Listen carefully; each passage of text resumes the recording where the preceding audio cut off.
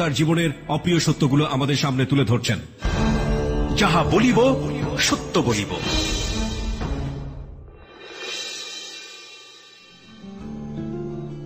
আজ সত্যের আসনে বসে সত্যের মুখোমুখি হচ্ছে মিলন।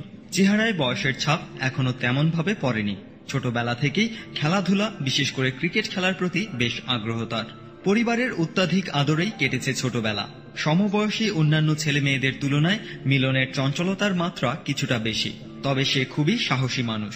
নিজের ভালো দিকগুলো নিয়ে কথা বলতে মিলন খুবই লজ্জা পান। নিজেকে খুবই সামান্য মানুষ হিসেবে ভাবতে ভালোবাসেন। মিলন উপলব্ধি করেছেন মানুষকে সাহায্য করার মধ্যে অনেক আনন্দ পাওয়া যায়, তাই সব সময় চেষ্টা করেন মানুষকে সাহায্য করার। বন্ধুদের সঙ্গে নিয়ে ঘুরে বেড়াতে ভালোবাসেন মিলন। আর পথ শিশুদের সাথে খুব সহজে মিশে যাওয়ার অদ্ভুত এক ক্ষমতা রয়েছে মিলনের। যখন দেখেন কেউ পথ শিশুদের সঙ্গে খারাপ আচরণ করছে, মিলন তার প্রতিবাদ করার চেষ্টা করেন। এই হচ্ছে আমাদের আজকের অতিথি মিলন। মিলনের জীবনের বাকি অংশ শুনতে ফিরে যাচ্ছি কিবরিয়ার কাছে।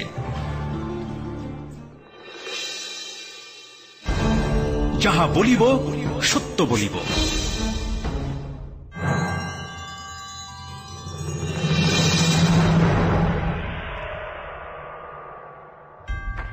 আমরা জেনে নিলাম মিলন আজকে আমাদের অতিথি এবং মিলন তার জীবনের অপ্রিয় সত্যগুলো আমাদের সামনে তুলে ধরবেন। এরই ফাঁকে বলে নেই প্রিয় শ্রোতা, আজকে এই অপ্রিয় সত্যগুলো খুব মনোযোগ দিয়ে শুনছেন। যাহা বলিব সত্য বলিব অনুষ্ঠানের এক্সপার্ট প্যানেলের বিশেষজ্ঞ, ঢাকা বিশ্ববিদ্যালয়ের শান্তি ও সংঘর্ষ অধ্যয়ন বিভাগের শিক্ষক অনুরাগ চাকমা। আমি শুরুতে তার সাথে একটু কথা বলে নিতে চাই এবং আপনাদেরকে আশ্বস্ত করতে চাই যে পুরো অনুষ্ঠান তিনি শুনছেন এবং শোনার পরে তিনি তার মূল্যবান মতামত প্রদান করবেন। অনুরাগ চাকমা, আমাকে শুনতে পাচ্ছেন? জি, আমরা আশা করছি যে পুরো অনুষ্ঠান জুড়ে আপনি আমাদের সঙ্গে থাকবেন এবং আপনার যে মূল্যবান মতামত সেটা আপনি পুরো অনুষ্ঠান শোনার পরে আপনি মতামতটি জানাবেন। অনেক ধন্যবাদ আপনাকে। করতে চাই আজকের যাহা বলিব সত্য বলিব। আমি আপনার কাছে প্রথমেই জানতে চাই যে এত এত চ্যালেঞ্জ থাকার পরেও আপনি কেন যাহা বলিব সত্য বলিবতে আসলেন? যাহা বলিব সত্য বলতে আমি এই জন্য আসছি যে আমি অনেক অন্যায় করছি। ভুল মানুষ বলতে করে, যে ভুলটা আমিও করছি, পরিবর্তিত শিকার হইয়া। তো আমি এই দেশের সবার কাছে আমি ক্ষমা চাই যে আমি যে অন্যায়টা করছি তার কোনো ক্ষমা আছে কিনা আমি জানি না। তো আমি জানি না যে আমার ক্ষমা কেউ কোনোদিন করবে কিনা। যদি মানুষ ক্ষমা না করে এবং যদি আপনার পাপের শাস্তি রাষ্ট্র আপনাকে দিতে চায়, আইনি সংস্থা আপনাকে দিতে চায়, সেটা আপনি মাথা পেতে নিবেন কিনা? আমি 100% যার জন্য আমি মাথা পেতে নিতে আমি এখনো প্রস্তুত। ওকে, আমরা যাহা বলিব সত্য বলিব তিনটা স্টেপের কথা বলি। প্রথমটা হচ্ছে আমরা বিশ্বাস করি ভুল কিংবা অপরাধ যেটাই বলি না কেন তার পেছনে একটা ব্যাকগ্রাউন্ড থাকে এবং তারপরে ভুল এবং অপরাধের জন্ম হয়। সেখানে শেষ হয়ে যায় না, কিন্তু ভুল এবং অপরাধের পরে যেই ব্যাপারটি শুরু হয় সেটা হচ্ছে ভুল কিংবা অপরাধের রেজাল্ট। এই তিনটি মিলিয়ে চলে যাহা বলিব সত্য বলিব। আজকে মিলন এখানে আছেন। মিলনের ভুল এবং অপরাধ আমরা আবিষ্কার করব এবং তার পেছনের ব্যাকগ্রাউন্ডটা আবিষ্কার করব, তার পরিণতি কি হয়েছে সেটাও আবিষ্কার করব। আর মিলনকে এখানে তুলে ধরছে যাহা বলিব সত্য বলিব ঠিক সেই একই উদ্দেশ্য থেকে, সেটা হলো মিলনের মতো জীবন যেন কারো না হয়। মিলনের মতো জীবনে যদি আপনার যাওয়ার সম্ভাবনা থাকে তাহলে আপনি এখনই নিজেকে সংশোধন করুন। আর মিলনের মতো জীবনে যদি কেউ থেকে থাকেন তাহলে সেখান থেকে বের হয়ে আসুন। একজন মানুষও যদি সচেতন হতে পারে যাহা বলিব সত্য বলিব শুনে, তাহলেই আমাদের সাকসেস। শুরু করার আগে আপনাকে আমি আমার শ্রোতাদের উদ্দেশ্যে একটু বলতে চাই, আপনি যখন এখানে আসছিলেন তখন বলছিলেন যে আপনার কাছে ফোন করে ধন্যবাদ আপনাকে। আপনি যেখান থেকে শুরু করতে চাচ্ছিলেন ঠিক সেখান থেকে শুরু করতে পারেন। 1992 7 তারিখে জন্ম, মার্চ মাসে। 1992 সালের মার্চ মাসের 7 তারিখ আমার জন্ম। তো সেই সময় আমার নাম রাখা হয় মিলন খান। মিলন খান, যে আমাদের বংশটা ছিল একটু খান বংশ। আর আমি ছোট অনেকটা আদর পাইতাম। ছোট মধ্যে আমি ছোট, সবার ছোট, ছোট ছিলাম, আমি ছিলাম। তো এইভাবে চলতে গেছে। আমার যখন বয়স হয় অলরেডি 5 থেকে 6 বছর যখন বয়স যায় তখন শরীরে আমার এমনি থেকে ছোট জায়গায় সেটা একটু জিদ বেশি। আপনার জিদ বেশি? জিদটা একটু বেশি জিদ। যদি কেউ আমার একটা বলে আমি তাকে আরো 10টা কথা জবাব দিয়ে দিই। কেউ যদি আমার একটা থাপুর দেয় আমি তাকে 2টা থাপুর দিয়ে দিই।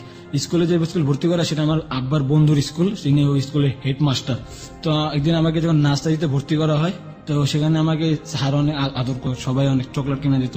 তো কোনো সময় আমি পড়া খারাপ করতাম না। তো যখন আমি স্কুল থেকে আসতাম, রাইতে ঘরে বসতে বসতাম, তখন আমার ভাই বলতো যে দেখো কেউ জানি খারাপ না বলতে পারে, খান বংশ খারাপ, এরকম কথা কেউ না বলতে পারে। তোমার কাছে আমি একটা অনুরোধ করলাম। আর অ্যাকচুয়ালি ভাবে কি, আমার ভাইয়া, আমরা যে এলাকায় থাকতাম ওই এলাকায় একটা ক্ষমতাসীন লোক ছিল, কমিশনার। যে কমিশনের নামটা আমি সেটা বলতেছি না এই জায়গা। তো ভাই ছিল আমার ওই যে কমিশনারের ডাইনাত, আমার বড় ভাই। কমিশনার যাই করতো আমার বড় ভাইরা বলতো, আর এক নামে সবাই আমার বড় ভাইরা চিনতো যে কমিশনারের ভাই। আর হিসাবে আমারও চিনতো যে আমি খানের ভাই মিলন খান।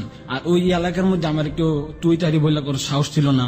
যখন স্কুলে যাইতাম স্কুলের মাস্টারও কিছু বলতে পারতো না, ভয় পাইতো আমার বলতে। তো এইভাবে আমি অলরেডি লেখাপড়া করতে করতে ক্লাস 1 পর্যন্ত আসি। 1 এর মাঝামাঝি আমাকে একবার স্যারে মারে। তো ওই নিউমোনিয়া জ্বর হওয়ার কারণে আমি 3 দিন স্কুলে যেতে পারিনি। Okay. না পারার কারণে আমার একদিন স্যারে দ্বারা মারছে। তো মারার পরে আমি চিন্তা করলাম যে আমি ভাই আমার গায়ে ওই স্যারে হাত দিল, ওরা শিক্ষার দরকার আছে। তো বন্ধুদের সাথে মিটিং করলাম, বন্ধু এমন এমন করতে হয়, যাদের সাথে আমি লেখাপড়া কোন ক্লাসে পড়েন তখন আপনি? ক্লাস 1 এ পড়ি। ক্লাস 1 এ পড়েন। জি। ওকে। তো আমাদের স্কুলে আমাদের ওই এলাকায় লালমাইটা নামে একটা এলাকা আছে, 11 নম্বর সেকশন। এটা যারা 11 নম্বর থেকে শুনছেন তারা মনে এটা অবশ্যই জানেন। তো সেই জায়গায় একটা নদী আছিল, যা ওই জায়গাটা আবার কিছু লোকেরা মাছ চাষ করতো। জি। তো আমার একদিন বন্ধু বললো কি চল একদিন আমার বাসায় চল। ছুটি হয়েছে, স্কুল ছুটি 10টার সময়, সকাল 10টা স্কুল ছুটি হয়। আমরা 8টার সময় স্কুলে যাই, সকাল 10টার সময় ছুটি। ওই জায়গার থেকে আমি যাই হঠাৎ করে এইতে আমার বন্ধুর বাসায়, পুষ্কুনির উপরে বাসা। তো দেখতাম কি ওই জায়গায় অনেক সাপ, পুষ্করের ভেতরে অনেক সাপ। পুষ্কুনির ভিতরে অনেক সাপ। তো আমি বললাম কি রে, তোর সাপের মধ্যে বাস করস কেমনে? তো বললো কি এটি কোনো কিছুই আঙ্গুর করে না, ক্ষতি করে না। তো বললাম তোর সাপ ধরস? তো বললো হ্যাঁ আমার ওর আবার একটা আছে বড় ভাই, ও আবার সাপ বললে ধরে। তো চিন্তা মনে মনে কইতাছি যে আমাদের স্যারেরা আমার মারছে, একটা শিক্ষা দেওয়া যাইব। তো বললাম তোর ভাইরা কইছে আমার একটা সাপ ধরে দিতে। তো আমি বললাম সাপ তোর কেমন ধরস? কি ইলিশ মাছ দিয়া, ইলিশ মাছের কাটা বা ইলিশ মাছটা যে মাছটা খায় ওই মাছটা দেওয়ার বলে বকশি লাগে সাপ ধরে। তো আমি বললাম ঠিক আছে, কালকে সকালবেলা আমি সাপ জানি পাই। তো বললো এটা কোনো ব্যাপার না, তুই যা, তুই সকালবেলা স্কুলে ঢুকার আগে সাপ নিয়ে ঢুকবি। একটা কথা বলে রাখা ভালো, স্কুলে যেসব ম্যাডাম আমার বেশি আদর করতো, ভালোবাসতো, তার জন্য আমি খাওয়ান নিয়ে যেতাম। আমার বাসায় জানতো বিরিয়ানি রানতো, বাক্স রানতো, তো ওগুলো আমি নিয়ে দিতাম স্যার করে, স্যারেরা খাইতো, অনেক খুশি হইতো। তো ওই কাজটা আমি একইভাবে কাজটা করছি, বড় একটা টিফিন বক্সের মধ্যে আমি সাপটাকে ভরি। তো ভরার পরে স্যারে বললাম যে স্যার আম্মা না আপনার জন্য বিরিয়ানি পাঠাইছে। স্যার তো জানে যে আমরা বিরিয়ানি খাই, এখন স্যার তো মনে করেন হঠাৎ করে যখন বাড়িটা খুলে যায় ওটার ভিতর সাপ। আর তো যারা আছে আমাদের স্কুলে ফ্রেন্ড থাকলে সবাই তো দৌড় যায় যাবে পাশে, আমি তো আগে দৌড় যাইছি। পরে স্কুলে কি আমি জানি না, পরে তো মনে মনে বলি যে বড় ভাইয়ের কাছে আজকে বিচার দিব, মায়ের আজকে মারিতে পারবো না। তো হঠাৎ করে বড় ভাইয়ের কাছে বিচারটা শেষকালে দিয়ে দিল। তো বাসায় যাওয়ার পর অনেক মায়ের আমার খাইতে হয় বড় ভাইয়ের হাতে। আব্বা আম্মা কেউ গায়ে হাত দেয় না, বড় ভাই গায়ে হাত দিল। তো ভাই আবার স্কুলে মাপ চাইছে যে আমার ছোট ভাই আমি মাপ চাইতেছি, যাও ও ছোট মানুষ যাক। এইভাবে আমি আবার লেখাপড়া করতে করতে, তবে আমার রোল কোনো সময় একের জায়গায় দুয়ের যায় না, এক সব সময়। তো আমি খেলার সময় খেলাধুলা করতাম, লেখাপড়াও করতাম। হঠাৎ করে আমাকে একটা কোচিং এ ভর্তি করে দেওয়া হলো স্কুলের জন্য, সেখানেও আমি আর কি ভালো। ঠিক মাঝামাঝি জায়গায় মিরপুর 12 নম্বর বঙ্গবন্ধু মাঠে আমার খেলা। তো আমার এখানে 300 টাকা ম্যাচ লাগছে আমরা, তো আমাকে দিতে হবে 100 টাকা। কেন? আমি ক্যাপ্টেন বলে 3 ভাগের 1 ভাগ আমার। তো ঠিক আছে, এখন টাকা কোথায় পাই? তখন ঘর থেকে ডেইলি 10 টাকা 15 টাকা, বেশি পাই না। তো শুক্রবার দিন খেলা, স্কুল বন্ধ। তো চিন্তা করলাম যে ভাইয়া তো রাইতে ঘুমাই থাকবো, ভাইয়ার পকেট 1.5 টাকা নেবো, কারণ ভাইয়াদের চাইলে ভাইয়া তো দিব না। সেখান থেকে ভাইয়ার পকেট থেকে আমি 100 টাকা চুরি করি, এই হতে ফার্স্ট। তো অনেক খেলতে যাইয়া আমার এই সমস্যাটা হয়, মানে ওরা আমার সাথে আর খেলতে পারে না। ওই সময় একটা গন্ডগোল লাগাই দিছে। গন্ডগোল লাগাই দিছে পরে আমার ভাইয়ের এক শত্রু, আমি চিনি না ছেলেটাকে, আমার ভাইয়ের এক শত্রু এক ছেলেকে বলতেছে যদি ওরা মারতে পারোস তাহলে তোকে 500 টাকা দিব। তো এটা আমি শুনছি আমার আরেক বন্ধুর কাছ থেকে। তো আমি বলি যে দেখ খেলা আমরা জিতেছি, তোরা যদি চুরি করো, খেলার মধ্যে চুরি করা ভালো না। তো বললো কি তোরে কইতে হইব, বাস তোরে কইতে হইব বলে আমার 10 ইঞ্চি একটা ইট, বড় ইট দিয়ে আমার মাথার পিছে একটা বাড়ি মারে ইচ্ছা মতো। তো ওই জায়গাটা আমি বেহুশ হয়ে যাই। তো বেহুশ, আল্লাহর রহমতে মাথাটা আমার ফাটে নাই। তো সেখান থেকে আমি আর কোনো হুঁশ নেই, আমার কথা বলতে সমস্যা। আপনি এখন যেটা কথা বলতে সমস্যা হচ্ছে, হয়তো অনেকেই বুঝতে পারবে না, আপনি কথা বলতে গিয়ে অনেক আটকে যাচ্ছেন, তারপরে গিয়ে ডেলিভারি দিচ্ছেন। এটা আপনার ওই প্রবলেমের কারণে হয়েছে। প্রবলেমের কারণে ভাইয়াকে ডাক্তার বললো যে দেখেন আপনার ভাই মাথায় আঘাত পাওয়ার কারণে ওর কথা বলতে এমন সমস্যা, তো এটাকে আস্তে আস্তে ঠিক হবে। তো ঠিক হতে 20 বছরও লাগতে পারে, 50 বছরও লাগতে পারে, তার জীবনটাও যাইতে পারে, তবে এটা ঠিক হবে নিশ্চিত। তবে তাকে কোনো পানির ভাবে তার কোনো প্রেশার আপনারা দিবেন না, তার কোনো মাথা জানি আর আঘাত জানি সে জানি না পায়, সেই ব্যবস্থা আপনারা করবেন। ওই সময় আমি 5 দিন আমি ঘরে রেস্টে নিই। আমার মা আম্মা উনি আমাকে স্কুলে যেতে দেয় না। একদিন স্কুলে হঠাৎ করে গেছি, তো ওইখান থেকে আমাকে পড়া দিছে। তো ওই অতি ফার্স্ট পড়া ভুলা যাই। কোচিং এ গেছি, কোচিং দিকে পড়াইছে, তাও ভুলা যাই। তারপর একটা পরীক্ষা হয়, যেখানে আমি 100তে 100, সেখানে আমি 100 জায়গায় মাত্র 2 পয়েন্ট। খেলতে গেল মন বসে না। ভাইয়া তো একদিন পরীক্ষার খাতা থেকে এই তো আমার উপর অত্যাচার শুরু করে। প্রিয় শ্রোতা, আপনারা এখন পর্যন্ত ব্যাকগ্রাউন্ডে আছেন। ব্যাকগ্রাউন্ড বলতে আমরা বোঝাচ্ছি যে ভুল কিংবা অপরাধের ব্যাকগ্রাউন্ডটা খুবই ক্রুশিয়াল পার্ট ওর ছোটবেলাতে। দুটো জিনিস এখানে একটু মার্ক করতে চাই আপনাদেরকে। একটা হচ্ছে ও জন্মের পর থেকেই পারিবারিক যে আভিজাত্য, সে আভিজাত্যের ব্যাপারটা ওর ভিতরে ঢুকেছে। আমি খান বংশের ছেলে, সুতরাং আমার চলনে বলনে সবকিছুতে একটা লিডারশিপ থাকতে হবে। আমাকে কেউ বকা দিলে সে উল্টো 3টে বকা খাবে। প্রচন্ড রকম জিদ তার মধ্যে পরিবারের ছোট সন্তান হিসেবে। শাসনের জায়গায় শুধুমাত্র বড় ভাই বাবা মা কেউ তেমন একটা গায়ে হাত তোলেন না বা শাসন করেন না। 1 2 নাম্বার হচ্ছে ও খেলতে ভালোবাসতো, কিন্তু ও খেলতে গিয়েই পাড়ার বখাটে ছেলেদের দ্বারা প্রচন্ডভাবে আঘাতপ্রাপ্ত হয় ব্রেনে। তারপরে যেটা আমরা দেখতে পেলাম সেটা হচ্ছে যে ওর যে ব্রিলিয়েন্স ছিল, 100তে 100 পেত, 100তে 90 পেত, 99 পেত, সেই জায়গাগুলোতে পরিবর্তন চলে আসলো। ও 2 পাচ্ছে, 3 পাচ্ছে, ওর কোনো জিনিসে মনোযোগ নেই, খেলাতে মনোযোগ নেই, ওর ব্রেনের মধ্যে একটা ডিসফাংশন হওয়া শুরু হলো। এই অবস্থাতে ওর ভাই এই যে পরীক্ষাতে খারাপ মার্কস পাচ্ছে সেজন্য ওর উপরে অত্যাচার শুরু করলো।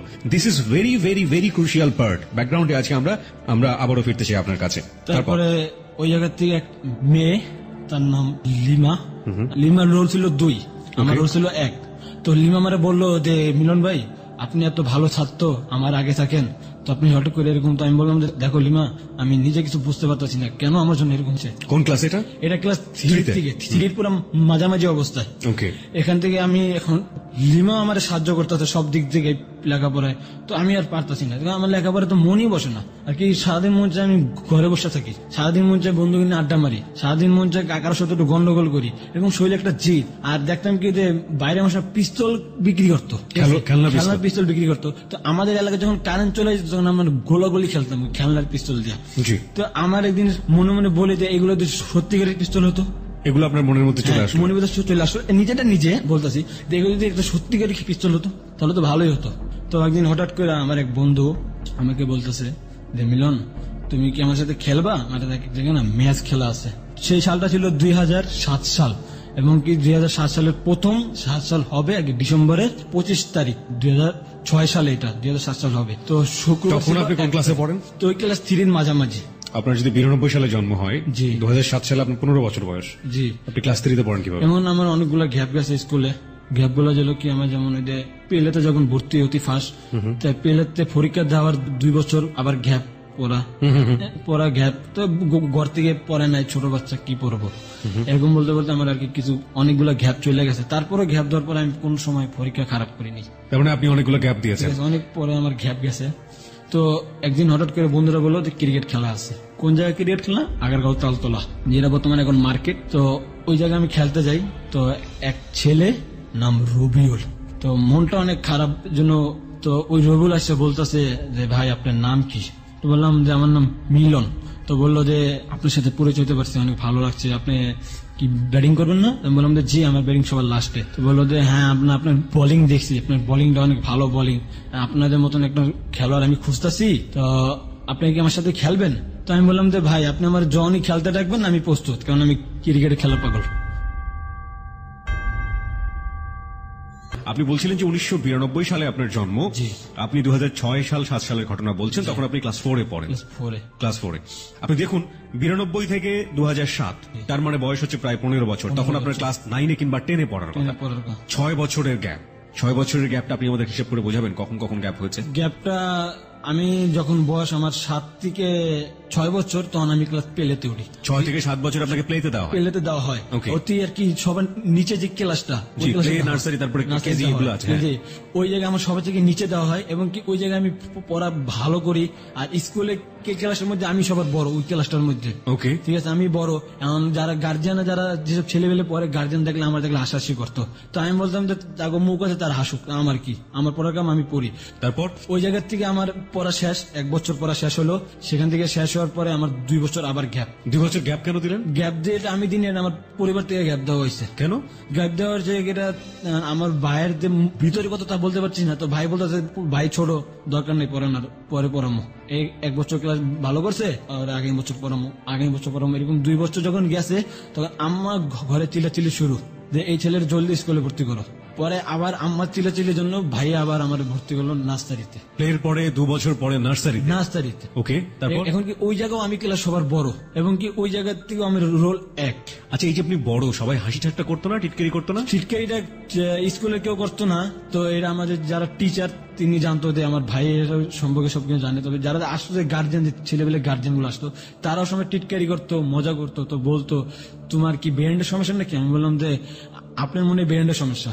তো একদিন একটা ছেলে আমার বলছিল, ওই ছেলেটা ক্লাস 4-এ পড়ে, এত বড় পোলা আঙ্গুলাকে পড়ার কথা, পরে আঙ্গুলা কেজিতে। এইগুলো আমার সবথেকে বেশি খারাপ লাগতো। এবং ওই ছেলে যখনই আমার বলছে এই কথাটা, তখন আমি সাথে সাথে ওর কলার ধরে একটা খুশি মেরা বসি। This are really really pathetic. এবং এটাও আরেকটা ব্যাকগ্রাউন্ড। একটু আগে আমরা ব্যাকগ্রাউন্ডের কথা বলছিলাম। আমরা একটা এসএমএস পোলের মুখোমুখি হতে চাই। খুবই ভয়াবহ একটা লাইফ স্টোরির মধ্য দিয়ে আজকে জেবিএসবি টাইম পাস করবে। প্রিয় শ্রোতা, যারা মেন্টালি প্রিপেয়ার আছেন টাইমগুলোকে মোকাবেলা করবার জন্য, তাদের সবাইকে বলছি আপনাদের মেন্টাল বিলিভের জায়গাটা আমরা একটু টেস্ট করতে চাই। মিলন এখন পর্যন্ত যতটুকু বলেছে ওর ছোটবেলাতে এবং ওর 15 বছরের জীবনের যে ছোট ছোট ছোট ছোট যে গল্পগুলো, সেই গল্পগুলোতে আপনি যে অসঙ্গতিগুলো খুঁজে পেয়েছেন, সেগুলো কতটুকু আপনার কাছে বিশ্বাসযোগ্য মনে হয়েছে আমরা একটু টেস্ট করতে চাই। আপনি যদি মনে করেন ও যা বলছে তা সত্য, তাহলে আপনি আপনার সেলফোনে লিখবেন ইয়েস। আর আপনি যদি মনে করেন ও যা বলছে তা সত্য নয়, তাহলে লিখবেন নো। লিখে পাঠিয়ে দেবেন চট জলদি 2221 নম্বরে। আমি আবারও বলছি 2221 নম্বরে। একটু পরেই আমরা এসএমএস পোলের রেজাল্ট জানিয়ে দেবো। এসএমএস পোল নিয়ে কাজ করছে আর যে সুমন এবং সাউন্ড এডিটর মঞ্জু। ঠিক আছে, তারপরে আমি মোটামুটি বুঝে গিয়েছি যে আপনার গ্যাপের পেছনের কারণটা কি। আপনি খেলার জায়গাটাতে ছিলেন, তারপর ওই খেলার জায়গা থেকে আমি খেলতে শেষ করে যাচ্ছি, সবকিছু চলছে। তো এরকম ভাবে ওই যে রবিউল, যার নাম আমি আগে বলছি, তো রবিউল আমাকে বললো যে ভাই আমাদের সাথে খেলবেন? তো আমি বললাম যে ভাই আপনি যদি আমাদের স্বাধীন যদি না খাওয়া রাখেন, তাও যতক্ষণ খেলতে আমি তাতে এক পায়ে রাজি। কবে আপনাদের মতন খেলার তোমার একটা দরকার। আমি বললাম কেন? বলে আমাদের একটা টিম আছে খেলার, সেই টিমটা একটা বড় টিম আমরা করতে চাই, যা এই মিরপুরের মধ্যে নাম করার টিম হতে হবে। তো ঠিক আছে, আপনারা যখন ডাকবেন আমাকে পাবেন। তো বললো আপনার কোনো মোবাইল নাম্বার? তো আমি বললাম আমার নিজের মোবাইল নাম্বার নাই, আমার বড় ভাইয়ের মোবাইল নাম্বার আছে। আর আমি জানি যে আমার ভাই 10টার পরে বাইরে থাকে না, রাত 10টার পরে সে আর বাইরে থাকে না। তার যতই কাজ কাম থাকুক, সে রাত 10টার আগে বাসায় আসবেই। তো আমি তাকে এটাও বলে দিচ্ছি যে দেখেন আমার ভাই কিন্তু রাত 10টার পর বাসায় আসে। তো ওই রবিউল একদিন আমাকে ডাকলো যে আমার বড় ভাইয়ের মোবাইলে রাত 10টার দিকে ফোন করে। তো বললো শোনো, আজকে তো বৃহস্পতিবার, কালকে শুক্রবার, তোমার কি স্কুল ছুটি? আমি বললাম যে হ্যাঁ। তো বললো ঠিক আছে, শুক্রবারে একটা খেলা আছে, যদি খেলবা তুমি? তো আমি বললাম আমি তো এক পায়ে রাজি। রবিউল আমাকে বলছে। তো রবিউল আমার বয়সে 2 থেকে 3 বছরের বড় হবে, আমার যেটা ধারণা। ওকে, তাকে বললাম যে মোবাইলে বললাম যে ভাই আপনার কি কিছু লাগবে কিনা, ব্যাট অত বল স্টাম্প, আমার কাছে সবই আছে। তো বললো যে না কিছুই লাগবে না, আপনার শুধু খালি হাতে আইসা পড়বেন, তবে যে জুতাটা পরবেন জুতা তবে জুতা। ওকে, আর বললো যে আপনাকে একটা কালো গেঞ্জি এবং কালো প্যান্ট পরতে হবে বা কালো শার্ট, তো সবকিছু কালো হতে হবে। আমি বললাম যে ঠিক আছে আমি আসবো। আমি বললাম যে কোন জায়গায় আসতে হবে? তো বললো যে আগার তালতলা আমাদের মাঠে আসো। তো বললাম ঠিক আছে। তো মাঠে যা দেখি 2 জন আছে মাত্র, আর আমি একজন, মাত্র 3 জন। তো কজন খেলবে? 12 জন খেলবে। তো আমরা এখানে আছি মাত্র 3 জন। ও ওই জায়গা থেকে আরো একটা বড় গাড়ি নিয়ে আসছে, গাড়ি নিয়ে ওই জায়গায় আসছে। সর্বমোট আমরা ওই জায়গা থেকে 11 জন, ওই ওর গাড়িতে লই, গাড়ির ড্রাইভার ও আমি সবাই মিলে 11 জন। তো আমি বললাম যাচ্ছে রবিউল, লোক খেলবে মাত্র 12 জন, আমরা তো ওই জায়গায় 11 জন। আর একজন কই আরেকজন আছে গাবতলি, চল আমরা গাড়িতে খেলাই মারে না? বললো যে খেলাই মারে না, খেলা আছে গাজীপুর। তো গাড়ি সেখান থেকে ঘুরাইয়া আগরতলা ঘুরে গাড়ি নিয়ে গেছে সোজা গাবতলি। গাবতলি নিয়ে আমি দেখতেছি যে গাড়িতে কোনো ব্যাটও নেই, কোনো বলও নেই, কোনো স্টাম্পও নেই। তো আমি বললাম ধরে কিটা খেলবো? আমার নিজের ভিতরে নিজে প্রশ্ন করতেছি ধরে কিভাবে খেলবো। সেখান থেকে আমার তো মাথা, তো আমার সমস্যা আগের থেকেই, তো আমার মাথাটা কেমন চক্কর খেয়ে উঠছে, মাথা ঘুমিয়ে উঠছে। তো আমি বললাম যে আমার একটু মাথায় পানি দেওয়া দরকার। তো বলে যে ঠিক আছে, তোমার মাথা ঘুরে তোর মাথায় পানি দে। কারণ ওরা জানে না যে আমার মাথায় মেডেলের সমস্যা, যে আঘাতটা আমি পাইছিলাম। তো আমি মাথায় পানি দেওয়ার পর আমার ঘূর্ণিটা চলে যায়। তো গাবতলি থেকে এক ছেলে ওঠে, যা আমরা স্কুলের ব্যাগ আমরা যেটা ব্যবহার করি, স্কুলে নেওয়ার সময় ব্যাগ নিয়ে আছে, সেই ব্যাগ নিয়ে ভিতরে ওঠে। তো আমি সে ভাবছি মানে সেখানে কোনো রুটি হবে, রুটি খেলার সময় খাবে, পানির বোতল হবে। এবং ওরাতে আমি একটা পানির বোতলও দেখছিলাম ওই ছেলের হাতে। সে এখান থেকে উঠছে গাড়িতে ওরার যখন কি গাড়িটা যখন মোহাম্মদপুর পর্যন্ত গাড়িটা নিছে, সেই সময় বলতেছে যে গাড়ির যত গ্লাস আছে গ্লাসগুলো সব লাগাই দাও। ওই যে রবিউল ওই বলতেছে। কি গাড়ি ছিল ওটা? ওটা ছিল এক ধরনের বড় গাড়ি আছে না, প্রাইভেট গাড়ি, বড় গাড়ি, যে 12 জন 15 জন মতো বসতে পারে গাড়িগুলো, বড় গাড়িগুলোতে আমাকে বসানো হয়েছে। তো আমি, রবিউল আর ড্রাইভার, আমরা 3 জন বসে সামনের সিটে, আর বাকি যে আছে 9 জন ওরা সবাই বসে পিছের সিটে। এখন ওর পিছের যে যার যার সিট নিয়ে সে বসে পড়ছে। তো যখন মোহাম্মদপুর ছাড়াই গেছে তখন ওই জায়গা থেকে আমাকে রবিউল বলতেছে যে ছেলেটা ব্যাগ নিয়ে গাড়ির ভিতরে উঠছে। তখন বলতেছে দেখি মাল আনছস? এমএ বললো। তো কইলো হ্যাঁ মাল আনছি। তো কইলো কয় পিস আনছস? তো কইলো মাল আনছি 12 পিস।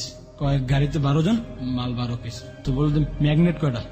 তো আমার তো ওই জায়গায় মাথা টুস, ম্যাগনেট কয়টা মানে আবার কি মালের কথা কগে করতেছে, নিজের ভিতর নিজের প্রশ্ন। হঠাৎ করে আমি যেটা দেখতে পারলাম যে গাড়িতে ফুল পরে এসি চলতেছে, সেখান থেকে আমার শরীরে সম্পূর্ণ ঘাম ভায়া ভায়া পড়তেছে ওদের জিনিসগুলো দেখে। কি দেখেছিলেন আপনি সেটা আমরা জানবো, তবে তার আগে প্রিয় শ্রোতা আমরা একটু জেনে নিতে চাই এসএমএস পোলের রেজাল্ট। কম্পিউটার আমাদেরকে জানিয়ে দিচ্ছে কত পার্সেন্ট মানুষ এই ঘটনাগুলোকে বিলিভ করছে এবং কত পার্সেন্ট মানুষ মানে আমাদের শ্রোতা যারা রয়েছেন তারা বিলিভ করতে পারছেন না। আমরা কম্পিউটারের কাছে যাচ্ছি, কম্পিউটার এখন আমাদেরকে জানিয়ে দেবে।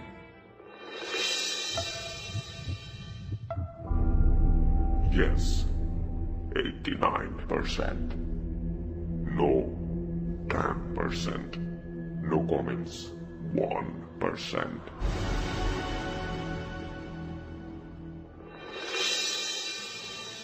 কম্পিউটার আমাদেরকে জানিয়ে দিল 89% লোকজন বলছে ইয়েস, 89% প্রিয় শ্রোতা, এবং 10% বলছে নো। তার মানে বুঝতেই পাচ্ছেন নো কমেন্টস হচ্ছে 1%। এবং প্রিয় শ্রোতা আপনাদের সবাইকে বলছি, ঠিক জানি না আমরা কি দেখলেন আপনি, আমাদেরও খুব আগ্রহ হচ্ছে শোনার জন্য। So one kind of thrilling something, কি দেখলেন সেখান থেকে শুরু করুন। সেখান থেকে ও ব্যাগটা খুললো, ব্যাগটা খোলার পরে 12টা অস্ত্র বাই করলো, 5.6। 12টা অস্ত্র? 12টা অস্ত্র, পিস্তল যাকে আমরা বলি, 12টা অস্ত্র। সেটাকে ওরা বলে বুলেট, ওদের পাসওয়ার্ড সেটার নাম বুলেট, কেউ বলে ম্যাগলেট, যার কাছে যেটা পছন্দ তো সেটা বলে, কেউ বলে গানও বলে। তো সেটা আমি দেখি, এখন দেখার পর সাথে সাথে আমার শরীর দিকে ঘাম ভায়া পড়তেছে। তো আমার আম্মা আমার বড় ভাইকে বলতো যে বাবা তুই এত বড় বড় লোকের সাথে চলিস, তোর যদি কোনো ক্ষতি হয়ে যায় তোর মানুষ দেখে নিয়ে মেরা লিব। তো ওই সময়টা না আমি আমার নিজেরে ফিল করতেছি। আম্মা ভাইয়াকে বলতো এখন তো আমারই একই অবস্থা, যে তারা আমার মেরা লিব। এখন কোন জায়গায় নিয়ে যেতেছে ওরা শুধু বলছে গাজীপুর। আসলে ওটা গাজীপুর কি আমার কি নিতেছে, ওই যে ছেলেটাতে ব্যাগ ও সবাই একটা একটা করে দিতেছে। এবং কি রবিউল বললো যে সামনে দাও 3টা। তো বললো ভাই সামনে 3টা কেন, আপনার তো 2জন, কয়ে আমার একটা ভাই। ও আমার ওই জায়গায় পরিচয় দিচ্ছে ভাই হিসাবে। তো রবিউল বলতেছে যে বিলল তোর শরীরে তো ঘাম কেন, কয় এসির পাওয়ার কি আরো বাড়াইতে হইব? তো ড্রাইভার বলতেছে এসির পাওয়ার তো পুরো ফুল। তো আমি শুধু ঘাম মুছতেই আছি, মানে ঘাম আমার শেষ হইতেছে না, আমার ওই সময়টা মাথায় আর কোনো কাজ করতেছে না, আমি কি করতেছি। হঠাৎ করে ও কি করছে, অস্ত্রটা আমার হাতে দিয়ে দিছে। সেখান থেকে আমি আর কিছু আমার কি আর কোনো সেজমেন্ট নাই আমি কি করতেছি না করতেছি। তো হঠাৎ করে ওরা এক জায়গায় গাড়ি নিয়ে থামাইছে, থামানোর পরে একটা বাসার ভিতর ঢুকছে, ঢুকার পরে গলির ভিতর থেকে ওরা ঢুকছে পায়ে হাইটটা, গাড়ির একটা বড় রাস্তায় রাখছে, এমনকি যে ড্রাইভার ছিল সেও আমাদের সাথে গেছে। তখন আপনি ওকে প্রশ্ন করেননি যখন আপনার ক্রিকেটের, আপনি তো মোটামুটি পরিষ্কার হয়ে গেছেন যে খেলা এটা না, খেলাটা না, তখন আপনি ওকে জিজ্ঞেস করেননি যে কোথায় যাচ্ছ, কি অবস্থা? কিচ্ছু করেননি? কিচ্ছু জিজ্ঞেস করিনি, কারণ কি ওই সময় আমার নিজের কাছে নিজের ভয় লাগতেছে যে তারা মনে আমার নিয়ে মনে মারবো, ওকে, সেরকম ভয় আমার নিজের ভিতরে কাজ করতেছে। তো আসলে আমি যেটা যার পর যেটা, এবং এর আগে রবিউল খানকে আপনি ডিটেল জানতেন না, কোথায় থাকে কি করে, কিচ্ছু জানতেন না, শুধুমাত্র আপনি খেলা পছন্দ করেন বলেই পাগলের মতো তার পিছনে গেছেন। যে তার পিছনে গেছে, এবং সে আমার বলছে আমাদের যে খেলা ম্যাচ, বড় বড় ম্যাচ, পরে সে একটা গলির ভিতর ঢুকলো, রবিউল আগে আমি তার পিছে, কারণ আমার হাতে মাত্র একটা পিস্তল কেমন চালাই, গান কেমন চালাই আমি নিজেও চালাতে পারি না। সেগুলো আমি জীবনে চোখ দিয়ে দিচ্ছি খালি প্লাস্টিক, যেটাকে আমরা 50 টাকা 60 টাকা 10 টাকা দিয়ে আমরা কিনি। তো রবিউল গেল, একটা চেয়ার দিয়েছে রবিউলের শুধু বসার জন্য, শুধু রবিউলই বসতে পারবে। কে দিয়েছে? দিয়েছে ওই যার কাছে গেছে এক লোকের কাছে, ওই লোকে দিয়েছে তাদেরকে ওরে বসার জন্য। আর বললো যে রবিউল বললো যে আমার লোকে তারও লোক আছে, তাকে বইতে হইব। কয় না আর কেউ বইতে পারবো না, তুই একলা বইতে পারবি। রবিউলের বললো তুই কইরা।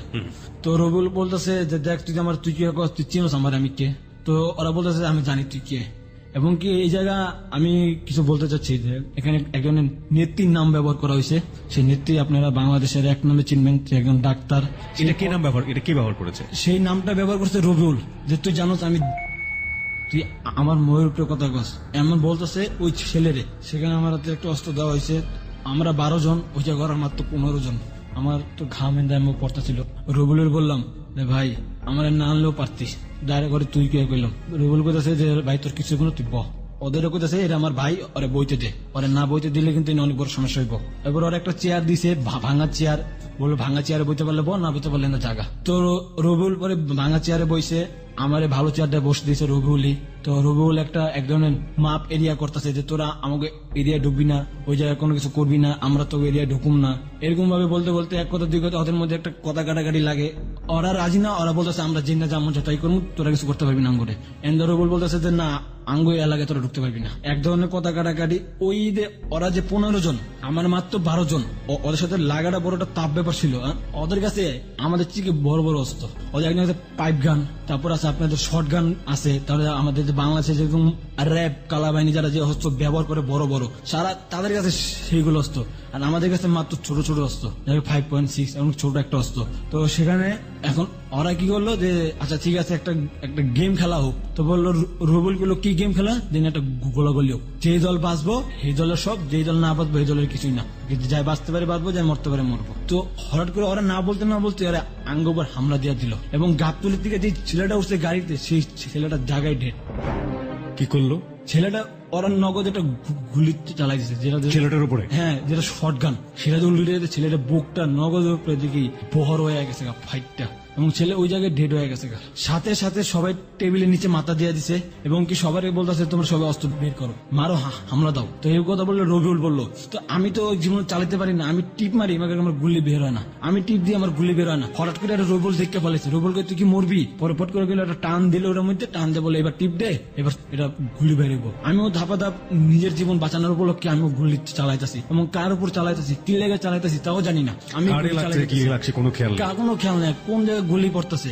হঠাৎ করে ওদের গুলি শেষ, ওই জায়গা থেকে বাঁচছে মাত্র ওরা 3 জন বাঁচছে, তার ওরা ওই 3 জন ভাগ্যা গেছে, একজন মারা হয়ে গেছে আমাদের মধ্যে থেকে। কবেকার ঘটনা এটা? পত্রপত্রিকায় এসছে এটা? পত্রপত্রিকা যেতে পারে নাই, কারণ ও যখনকার রবিউলে যখনকার ফুপুরে ফোন দিছে যে ফুপু কাজ শেষ, তুমি কিছু করো। তো আর ফুপু কি করছে না করছে পরবর্তীতে আর কোনো মিডিয়া প্রচার দিতে পারে নাই, কোনো টেলিভিশন প্রচার দিতে পারে নাই। পরবর্তীতে আমি জানতে পারছি এটা থানার লোকরা এটা ডিসমিস করে নিছে। আপনার হাতে কয়জন মারা পড়েছে? আমার হাতে কয়জন মারা পড়েছে আমি জানি না, আমি শুনতে পারছি আমার হাতে 5 জন। কিভাবে? সেটা আমি যখন গুলিটা চালাইছি, আমি কিভাবে চালাইছি, কার কাছে পড়তেছে আমি নিজেও জানি না। কোন এলাকায় ঘটে ঘটনা? এটা আপনার গাজীপুরের দিকে। গাজীপুরের দিকে? আপনার গাবতলী থেকে গাজীপুরের দিকে যান? হ্যাঁ। কোন এলাকা ছিল ওটা, এক্সাক্ট লোকেশন? এক্সেলেন্ট নিউজিল্যান্ড কি, ওই যে আমি শুধু জানি ওটা গাজীপুর, এবং কি আমি ওই সময়টা যে সময় আমি এই লাইনে আসি সেই সময় আমি নিজে কোনো জায়গার নামও জানি না। ওই রবিউলই আমার সব জায়গায় নিয়ে এক জায়গার নাম দিছে। আপনি যে জায়গায় অপারেশনটা করলেন সেখানে কি ঘিঞ্জি এলাকা ছিল নাকি? একেবারে পুরো নিরূপ এলাকা, পুরো সাইলেন্ট একটা এলাকা? সাইলেন্ট এলাকা, এমনকি উনি কেউ যদি মাইরাও ফালায় তো আমার মনে কেউ দেখতে পারবে না। মিলন খান, আপনি যেটা বলছিলেন যে লোকটাকে গুলি করলেন, তারপর তার অবস্থা কি হয়েছিল, সে কি করছিল? সে হঠাৎ করে দেখলাম সে মাটিতে পড়ে গেছে, সে হাত পা লাফাইতেছে, এবং সে পানি করতেছিল। এটা আমি তার মুখ থেকে শুনতে পারছি যে পানি দাও, পানি দাও, পানি দাও। আপনাদের সামনে এই ঘটনাগুলো? আমাদের সামনে, চোখের সামনে। আপনারা ওদের কাছ থেকে কিছু নিয়ে আসছেন আসার সময়? ওদের কাছ থেকে আমরা ওদের যে অস্ত্রগুলো ছিল সেগুলো আমরা আনি, এবং ওদের ওই জায়গায় আমরা আরো কিছু টাকা পয়সা পাই। ওদের একটা টেবিলের নিচে সেখানে 50,000 টাকার মতন ছিল, ওই টাকাটা আমরা সাথে করে নিয়ে আসছি। কত সালের ঘটনা এটা? এটা 2007 সালের ফেব্রুয়ারি মাসে অথবা জানুয়ারি মাসে হবে এটা। তারপরে ওই জায়গা থেকে আমি আসি, এখন আমি ওই জায়গা থেকে যখন আমাদের যে গাড়িটা আমি উঠি, আমি আবার সামনে বসি, তো আমাদের সাথে যে লোকটা মারা গেল ও কিন্তু সেই লোকটা আনেনি, ও ওই জায়গায় রেখেছে। হঠাৎ করে আমার বললো যে অস্ত্রটা দে, আমি আবার সেই অস্ত্রটা আমি রবিউলের হাতে হস্তান্তর করি। তো রবিউল সেখান থেকে গাড়ি নিয়ে আমার 10 নম্বর নামাই দেওয়া যায়। ওই সময়টা কি হচ্ছে আমার সাথে কি হলো আমি আর আমার মাথায় কিছু নিতে পারতেছি না। ওকে, ওই দিন রাইতে বেলায় আবার রবিউলের ফোন, যে বললো ভাই কালকে তো রাইতে হইব। আমি বললাম তো ভাই আমি আর নেই। ওই সময় আমার ও কইলো যে তুই যে 5 টাকা মারছস এটা কিন্তু আমি পুলিশে ধরে কয়ে দেবো। আপনি তার মানে আমরা এখানে একটা কনফিউশন আছে, আপনি শিওর ছিলেন না কটা আপনি মেরেছেন? রবিউল প্রথম বলল যে তুই 5টা মেরেছিস। তার মানে প্রিয় শ্রোতা, এই ব্যাপারটি অথেন্টিক কিনা সেটা জাস্টিফিকেশন নেওয়া খুবই কঠিন, কারণ ও বলছিল যে আমি লোপাথারে গুলি চালিয়েছি কারণ আমি ভীত ছিলাম এবং আমাকে পরিস্থিতি বাধ্য করছিল। আরেকটি বিষয় সেটা হচ্ছে রবিউল ওকে বলছে যে তুই 5টা মারছিস, তোকে ফাঁসিয়ে দেব। রবিউলের জায়গা থেকে এটা বলা খুবই খুবই স্বাভাবিক, যুক্তিযুক্ত, কারণ রবিউল ওকে কোনো না কোনো ভাবে এই ট্র্যাপে ফেলবে ওর দলে নেবার জন্য। তার মানে বুঝতেই পারছেন যে এটা আদৌ 5টা ছিল নাকি একটা ছিল, সে অর্থে আপনি ধরে নিলেন যে যে আপনি পাসটা করেছেন। জি। ওকে, তারপর? তারপর সেখান থেকে আমি রবিউলের বললাম যে ভাই আমার কাছে আসা সম্ভব না। তো রবিউল বললো যে তুই যদি না আসিস, তুই 5টাতে মারছো, এটা প্রমাণ আছে আমার কাছে, তোর নামে কিন্তু আমরা তুমি ফাঁসাই দেবো, পরে তোর ফাঁসি হবো, জেল হবো, ভাই আমরা কিছু জানি না। এখন আমি বা তোর শিকার, আমার ভাই আমার বলছে যে ভাই আমাদের যেন কোনো দুর্নাম জানি না হয়, কারণ আমরা খান বংশ। তো হঠাৎ করে ওই সময়টা আমার একটা ছোট ভাই ও দুনিয়াতে ওই দিনকে আসে, যেদিনকে আমার ও আবার ডাকছে পরের দিন। আমার ওই ঢাকা মেডিকেলে যেখানে আমার জন্ম, সেখানে আমার ছোট ভাইয়ের জন্ম হচ্ছে 2007 সালে। ওকে। তো সেই জায়গার থেকে আমি ঘরে আব্বা নাই, ভাইয়াও নাই। তো রাইতে বেলা শুধু ওর সাথে রবির সাথে কথা হচ্ছে যে সকালবেলা আসতে হবেই হবে, না আসলে সে 5টা খুনের আসামি তোমার নামে দেওয়া হবে। ওকে। তো আমি ভয়ের ঠেলায় সে জায়গায় যেতে আবার বাধ্য। তো আমি হঠাৎ করে গেছি, পরে রবিউল নিয়ে গেছে একজন আমাদের এক ম্যাডামের কাছে। যে ম্যাডামের কাছে নেওয়া হয়েছে, তো ম্যাডামকে বললো যে ফুপু ও 5 জনের মারছে। যে ম্যাডাম মানে আপনি ওই যার নাম বলেছেন এবং জি। যার নামটা আমরা এখানে মিউট শব্দ ব্যবহার করেছি, জি। তো তাকে আমি অতি ফার্স্ট দেখলাম। আপনি প্রথম দেখলেন তাকে? হ্যাঁ, ওই জায়গায় প্রথম দেখা হয়েছে। এবং রবুল ওকে বলতেছে যে ফুপু এই সেই মিলন, এই সেই ছেলে 5টারে টক পাইছে। আপনি তার আগে তাকে টেলিভিশনে দেখেছেন কখনো? টেলিভিশনে তার আমি দেখছি, তাকে ভাষণ দিতে দেখছি, টিভিতে ভাষণ দিতে দেখছি, পেপারে তার ছবি দেখছি, তার নামও দেখছি পেপারে, তার দিকে তিনি ভাষণ দিতেছে। আচ্ছা, আপনি যখন রবিউল আপনাকে বললো যে আপনি এটা করেছেন, তখন উনি কি বলছি? উনি বলতেছে যে আমার ওই সময় একটু স্বাস্থ্য একটু ভালো ছিল, ফিগার একটু ভালো ছিল। তো বলতেছে যে এইসব ছেলে কামে লাগে, আর তোমার হাতে রাখো, আর যা যা লাগে আমি দিব। তো রবিউল বলতেছে যে ফুবু আর কিছু দিয়ে দেন, ছেলেটা নতুন আসছে, তো কিছু না দিলে কেমনে হয়। তো ওই জায়গায় অতি ফাঁস আমি প্রথম আমার জীবন সে প্রথম আমি ওই জায়গা থেকে 2 লাখ টাকা পাইছি। আপনাকে 2 লাখ টাকা দিল সে? হ্যাঁ, অতি ফাঁস ওই জায়গা প্রথম। এবং কি সে দেওয়ার আগে বলছে যে আরো একটা ছোট একটা কাজ আছে। সেই ছোট কাজটা কি ছিল, ওই যে 3 জন জীবিত গেছে, পালায় গেছে, সেই 3 জন আছে সাক্ষী। সে বললো যে ওই যে 3 জন সাক্ষী রয়ে গেছে, তোমরা ভুল করছো, ওই 3 জনের তোমরা মারতে হইব। কল্পপুরীর কাহিনী শুনছি মনে হচ্ছে আমার কাছে। বিশ্বাসযোগ্যতার লেভেলটা খুবই দোলাচলে আছে, কিন্তু প্রিয় শ্রোতা, আমরা কন্টিনিউ করতে চাই এই কারণে যে প্রথমে যখন আমার অবিশ্বাস মনে হচ্ছিল যে 15 বছর বয়সে সে কিভাবে ক্লাস 4-এ পড়তে পারে। Nothing is impossible in life, সেটার একটা ভালো ডায়াগ্রাম কিন্তু আমরা বের করে নিয়ে আসতে পেরেছি। আজকে যে নামটা এখানে ব্যবহার করছে এখানে ও, সে নামটা আমরা এখানে জেবিএসবি তে দিব না, এবং এটা নিয়ে অনেকেই বিরূপ প্রতিক্রিয়া পোষণ করছেন ফেসবুকে। তাদের উদ্দেশ্যে আমরা বলতে চাই, যাহা বলিব, হ্যালো 8920, কিংবা আমরা যদি বলি হৃদয় নার্সিং হোম, এই শোগুলো one kind of reality show, যেখানে আমরা বলতে পারি যে এটা কিন্তু তথ্যভিত্তিক রিপোর্টিং কোনো শো না। এখানে যিনি এসে তার জীবনের যে অপ্রিয় সত্যগুলো বলুন, বা জীবনের গল্প বলুন, বা প্রবলেমগুলো বলুন, সেগুলো বলছেন ওয়ান সাইডেড স্টোরি, তার জায়গা থেকে তিনি এটা বলছেন। রিপোর্টিং অ্যাঙ্গেল থেকে যেটা করা হয় সংবাদ ভিত্তিক, সেই ধরনের কাজ কিন্তু এই শোগুলোতে হয় না। সুতরাং সেই জায়গাটা থেকে সেই নামগুলো এখানে উচ্চারণ হওয়া মানে হচ্ছে সেই ব্যক্তির পার্সোনালিটি কিংবা তাকে একটা প্রশ্নের মুখে ফেলে দেওয়া সোসাইটিতে, যেটা আমাদের শো থেকে করা কোনোভাবেই সম্ভব নয়। আমরা আরেকটি বিষয় আপনাদেরকে একটু বলতে চাই যে এখানে জেবিএসবিতে যে ঘটনাটা এখানে উঠে আসছে, সেই ঘটনা মূলত কি কারণে, আমাদের একটা উদ্দেশ্য আছে। সেই উদ্দেশ্যটা হচ্ছে ওর মতো জীবনে যে ঘটনাগুলো ঘটেছে, সবার অপ্রিয় সত্যগুলো, সেই অপ্রিয় সত্যগুলো আপনার জীবনে সত্য না হয়ে আসুক। ওর ভুলগুলো কি ছিল সেগুলো আমরা গ্রাফ করবার এখানে চেষ্টা করছি। সুতরাং কাউকে ধরিয়ে দেয়া, কাউকে এখানে হেয় করা, কাউকে এখানে অনেক বড় করে হাইলাইট করা, এটা জেবিএসবির উদ্দেশ্য না। জেবিএসবির উদ্দেশ্য যেটা রয়েছে, সেটা যদি কোনোভাবে সাকসেসের জায়গাতে যায়, সেটা যদি উঠে আসে, তাহলেই আমরা সে পর্যন্তই ক্ষান্ত দিব। এর বেশি কিছু আমরা আবিষ্কার করার চেষ্টা এখানে করছি না। ওকে, আপনি 2 লাখ টাকা পেলেন আপনি সেই সময়টাতে, এবং আপনাকে বললো যে আরেকটা কাজ বাকি আছে। তারপর যে কাজটা বাকি আছিল, তো আমি রবিউলে বললাম যে ভাই আমার তোরা মাফ কর, আমি ভাই তোদের সাথে চলতে চাচ্ছি না ভাই। তো বললে আরে বেটা চিন্তা নেই, 2 লাখ টাকা রাখ, ফুপুই তো দিছে, আমার ফুপু মানে তোর ফুপু। এভাবে আমার বোঝানো হইলো। ফুপুর বাসাটা কই ছিল? ফুপুর বাসা ছিল ধানমন্ডি। আমি যারা রবিউলের কাছ থেকে জানতে পারছি, তার বাসা ধানমন্ডি, এবং তার সাথে আমি জায়গা করছি ধানমন্ডি বসে। গুলশানও তার একটা বাড়ি আছে, তার 2টা বাড়ি, তার 2টা বাড়িতে আমি গেছি। তো আমি রবিউলে বললাম ভাই তোর আমার টুক ছাড়, ওরা আমার ছাড়তে রাজি না, কোনোভাবেই ছাড়তে রাজি না। ওই এক কথা যে তুই 5 জনের মারছস, আর আমি তো কিন্তু 2 লাখ টাকা হাতে নিছি, এটা রবিউল কিভাবে জানি তার সেলফোন দিয়ে তার ছবি তুলে নিছে। আমি সেটা কোনো টেরই পাইনি। সেই ছবিটা দিয়ে সে আমার আবার ব্ল্যাকমেল করা শুরু, যে দেখ তুই যে তার মোবাইল বাই করছে, মোবাইল বাই করে বলতেছে এই দেখ তুই যে টাকা নিছিস, এটা প্রমাণ এদের ছবি, তো বহুত তোর কাছে কি হইব। তোমাদের আমি পুরোপুরি ওদের কাছে আমি একটা ধরা। আপনার যে ছবিটা নিয়েছি, এই ছবিটা কি ওখানে কি যার নাম বলছেন ফুপু, তারও ছবি ছিল? শুধু তার হাত ছিল, শুধু হাতের ছবিটা ছিল? আমি যার কাছে সেই ফুপুর কাছ থেকে টাকাটা নিয়েছি, ওনার হাত ছিল আর আপনার পুরো ফেসটা ছিল? আমার পুরো ফেসটা, এবং কি তার হাতের টাকা আমার হাতের টাকা একসাথে যেভাবে টাকাটা নেওয়া, ওইভাবে ওই ছবিটা তুলে, মানে তার শুধু হাত? হ্যাঁ, আর আমার আপনার পুরো ফেসটা তুলে লিখছো। ওকে, তারপর সেখান থেকে তো রবিউল বলতেছে যে দেখ তুই যা করে মারছস, এরাও কিন্তু লোক ভালো না, এরাও চান্দাবাজি ওরা বেড়ায়, এই জন্য তাদেরকে আমরা মারছি। তা আমি বললাম ভাই তোরা যে লেগে মারো ভাই আমার ছাইড়াতে ভাই, আমি তো পা পড়ছি, তোর হাত ধরতেছি, আমি ওর কাছে অনেক কান্দাকান্দি করতেছি, ও আর কি কোনোভাবে আমার সাথে রাজি না। তো বললো যে কালকে কাজ আছে, কালকে অ্যাপেরেন্ট। শনিবার দিন স্কুল মিস, পরের দিন শুক্রবার, পরের দিন শনিবার স্কুল মিস, রবিবার দিন স্কুল। এবং কি এই বিচারটা আমার বড় ভাইয়ের কান পর্যন্ত গেছে যে আপনার ভাই শনিবার দিন স্কুলে আসে নাই। তো ভাই আবার ওটার কথাটা একটু স্কুলে ঘুরাই দিছে যে আমার একটা ছোট ভাই হয়েছে এই জন্য স্কুল আসে নাই। রবিবার দিন আমাকে আবার ডাকছে কি ওই যে 15 জনের মধ্যে যে 3 জন জীবিত গেছে ওই 3 জনকে মারতে হবে, কোনোভাবে না মারলে আমরা সবাই ফাঁসুন। আচ্ছা, এবার আমিও নিজে চিন্তা করতেছি যে আমি যে জায়গায় মারছি আমি নিজেও আছিলাম, আমি নিজেও ফাঁসে যাবো, যে তারা ফাঁসে আমিও ফাঁসুম, তার মানে ওরে মারাটা বেশি প্রয়োজন করে গেছে। তো হঠাৎ করে একদিন রবিউল কারা জানি ফোন দিল আমার সামনে, ওই রবিবার দিন সকাল 10টার সময় আমি গেছি ওই আগারগাঁও তালতলার মাঠের সামনে, ওই মাঠে বইয়ে ফোন দিছে, কয় তোরা আমগুলোকে দেখা কর, তোরা যদি দেখা করো তো জীবনটা আমরা ভিক্ষা দিতে পারি, এরকম ভাবে বলা হয়েছে। তো বলা হয়েছে আমার তো মাথায় ওই যে ঢুকতে গেছে যে আমি ওই জায়গায় ছিলাম মারার সময়, আর ওই যে পপু সে বইলা দিছে যে তারা যদি পুলিশ ধরালায় তাহলে কিন্তু কোর্টে সাক্ষী দেবো তোমাকে নামে, বলে তোমরা কি করবা তোমরা চিন্তা করো। আমি তো ওই চিন্তা করতেছি যদি ধরা খাই তাহলে হয়তো ফাঁসি। ওই যে ফোন দিল বললো যে তোরা আমার সাথে দেখা কর, যদি দেখা করে তাহলে তোদের জীবনটা আমরা ভিক্ষা দিতে পারি। তো ওরা কি জানি বললো, ওরে আমি মোবাইলে শুনি নাই। তো বললো যে তোরা কবে আসবি। ওই সময় রবিউল বললো যে মোহাম্মদপুর আস, ওই আমার দ্বিতীয় অপারেশনে যেতে হবে। কখন যেতে হবে? দুপুরবেলা। ওরা আসবে দুপুরবেলা, ওই জায়গায় যেতে হবে। ওরা যখন ওই জায়গায় আসছে, ওই জায়গায় ওদের কাছে কোনো অস্ত্র নেই। ওই যে 3 জন আসছে, আমার মাত্র 2 জন, আমি আর রবিউল। এবং কি ওই যে রুমটা তাদেরকে নেওয়া হয়েছে, ওই রুমে আরো 2 জন লোক আসছিল যারা ছিল ওই জায়গার বডি গার্ড আর কি, মানে সিকিউরিটি গার্ড।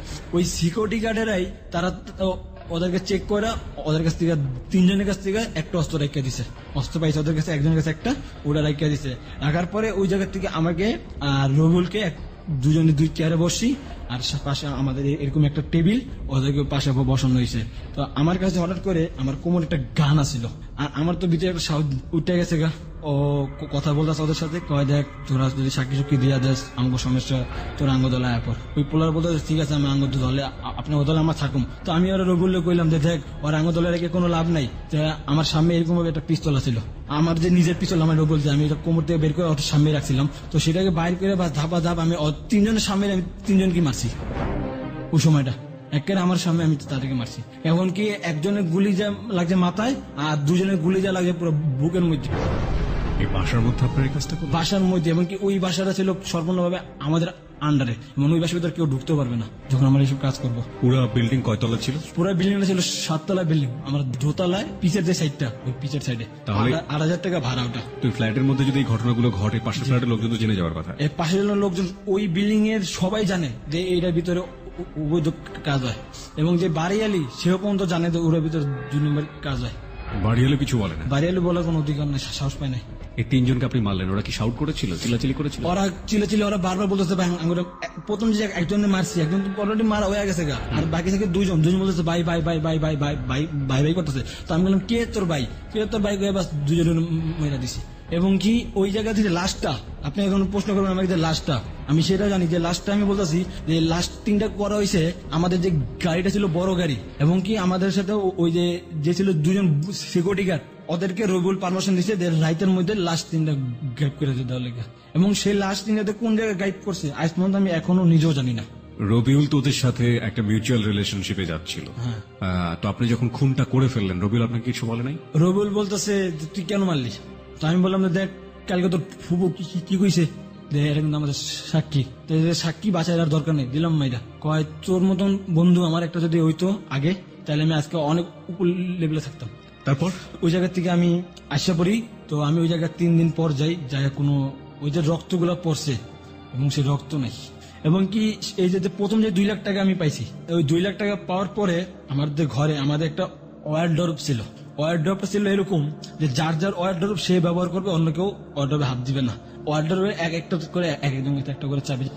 এখন কি আমি তো ওই টাকাটা নিয়ে যখন আসবো, তখন রবিউল আমাকে বলতেছে যে মিলন তুই যাই করস, এই টাকা কিন্তু তুই ব্যাংকে কোনো অ্যাকাউন্ট করিস না। তো আমি বললাম যে ব্যাংকে অ্যাকাউন্ট করবো না কেন, টাকা রাখুন কোথায়? তুই যেই নিয়ে রাখছিস ব্যাংকে কিন্তু রাখিস না। তো রাখলে কিন্তু তোর সমস্যা হইব। আমি বললাম কেমন সমস্যা?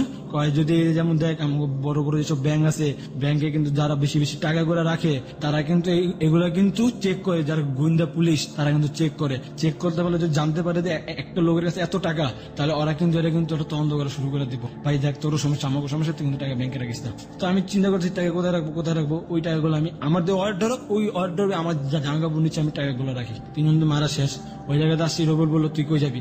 তো আমি বললাম তো কই আর যাবো, বাসার দিকে যাবো। তো কইলো আচ্ছা ঠিক আছে, তো রাইতে বেলা আয় পড়িস। আমি বললাম আমি দেখ ভাই আমি রাত 8টা পর কোথাও যাই না। আরে 1-2 দিন রাস্তায় থাকলে কি হয়, আয় পড়বি, বন্ধুই তো সব। তো আমি ওই জায়গায় গেছি। আর একটা কথা কি ভাই, ওই যে আমাদের 3 জন মারছি, আমি যেটা বলছি 3 জন মারছি, ওই কি হচ্ছে ওর মোবাইল দিয়ে সে 3 জনের ছবি তুলে নিছে, পুরো একটা ভিডিও। সে ভিডিওটা কিভাবে করছে সেটা আমি নিজেও জানি না। সেভাবে সে আমাকে নিয়ে গেছে। আর সে রাইতে বেলা আমি বাসায় চলে আসি, ভিতরে একটা ভয় কাজ করতেছিল। তো ওই জায়গা থেকে আমার স্কুলটাও আস্তে আস্তে গ্যাপ পড়ে যেতেছে, ক্রিকেট খেলাও গ্যাপ যেতেছে। ওই দিন রাইতে বেলা আমার নিয়ে গেছে নিউ মার্কেটের দিকে যাওয়ার সময় একটু সামনে একটা ক্লাব আছে, ক্লাবটা ছিল সম্পূর্ণভাবে নেশার ক্লাব। ওই জায়গায় আমি শুনতে পাচ্ছি যে ওই ক্লাবে যাই নেশা করুক তারা পুলিশ ধরতে পারে না, কারণ কি ওই ক্লাবটা ছিল সম্পূর্ণভাবে সরকারি লাইসেন্স করা, এবং তাদের কাছে বলে লাইসেন্স আছে, এটা আমি রুবেলের কাছ থেকে জানতে পারি। তো ওই জায়গায় আমি অতি ফার্স্ট আমি নেশা করা শুরু করি। ওকে, ওই জায়গায় আমি একটা না 2 থেকে 3 ঘন্টার মতো আমি ওই জায়গায় শুধু নেশা খাই। সেগুলো ছিল বিয়ার, বিদেশি মদ, এবং এগুলো শুধু দেখতাম। শুধু আমাদের টেবিলে একটা মেয়ে আইনা দিত, ওই রবুল বলতো যে কুস্কি নিয়ে আয়, রবুল বলতো যা বিয়ার নিয়ে আয়, উস্কি। আর এইভাবে ওই অতি ফার্স্ট আমি ওই জায়গায় নেশা করি। অতিরিক্ত ভাবে নেশা, তো আমি কিভাবে বাসায় আসছি আমি আর কিছু বলতে পারতেছি না। কয়দিন ছিলেন ওই জায়গায় আমরা রবিউল আমি 2 জন, আর ওই জায়গায় আমাদের মার্ডার করার সময় যে আর লোক আছে ওই জায়গায় 5 জন, মোট 7 জন। ওই জায়গা থেকে আমি আস্তে আস্তে ওদের সাথে, তো আমার বলো দেখ আমি ওই আমার একটা রেকর্ড করে দিল যে 8টা মার্ডার আমার নামে দিয়ে দিল। বলছে যে ফুপুর কাছে বলছে যে ও 8টা মার্ডার করছে, আপনি কিন্তু আপনি এটি মাথায় রাখেন। আর ফুপুরে বলতেছে, ও মনে বলছে যে আমি যদি নেশার অবস্থা আছি কিছু আমি শুনতে পারতেছি না, কিছু কিছু কথা আমি শুনতেছি, ও মোবাইলে বলতেছে। তো বললো কই আমার সাথে আছে, মালমুল খাইয়া টালো এরিছে। আমার 10 নম্বর পর্যন্ত নিয়ে 10 নম্বরে আমার নামাই দিছে।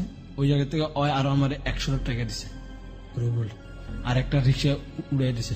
বাসায় আসার পরে আমি ওই জায়গায় ঘুমাই, এমনকি ভাই আমি ওই জায়গায় ঘুমাতে একটা না 3 দিন ঘুমাইছিলাম। ওকে, তো কিভাবে ঘুমাইছি, ওই যে 3 দিন আমার বাসার লোক আমার ডাকে, আমার কোনো হুঁশ নাই। আর আব্বা আম্মা ভাইয়া সবাই মেডিকেলে, আমার ভাই হচ্ছে ছোট ভাই হয়েছে এই মেডিকেলে, তাদের 1 সপ্তাহ মেডিকেল থাকতে হবে। তারা শুক্রবার হয়েছে, আগামী শুক্রবার তারা আসতে পড়বে। তো ওই দিনটা ছিল মঙ্গলবার দিন, তারা শুক্রবারে বাসা চলে আসবে।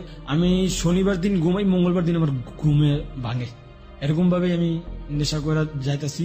তো একসময় আমার রবিউল বললো যে ভাই একটা আমার ব্যবসা আছে, তুই করবি, বহুত টাকা কামাইতে পারবি। তো আমি বললাম কি ব্যবসা, এবং কি আমি দেখলাম ওদের কাছে ডায়মন্ড আসতো, বড় বড় ডায়মন্ড।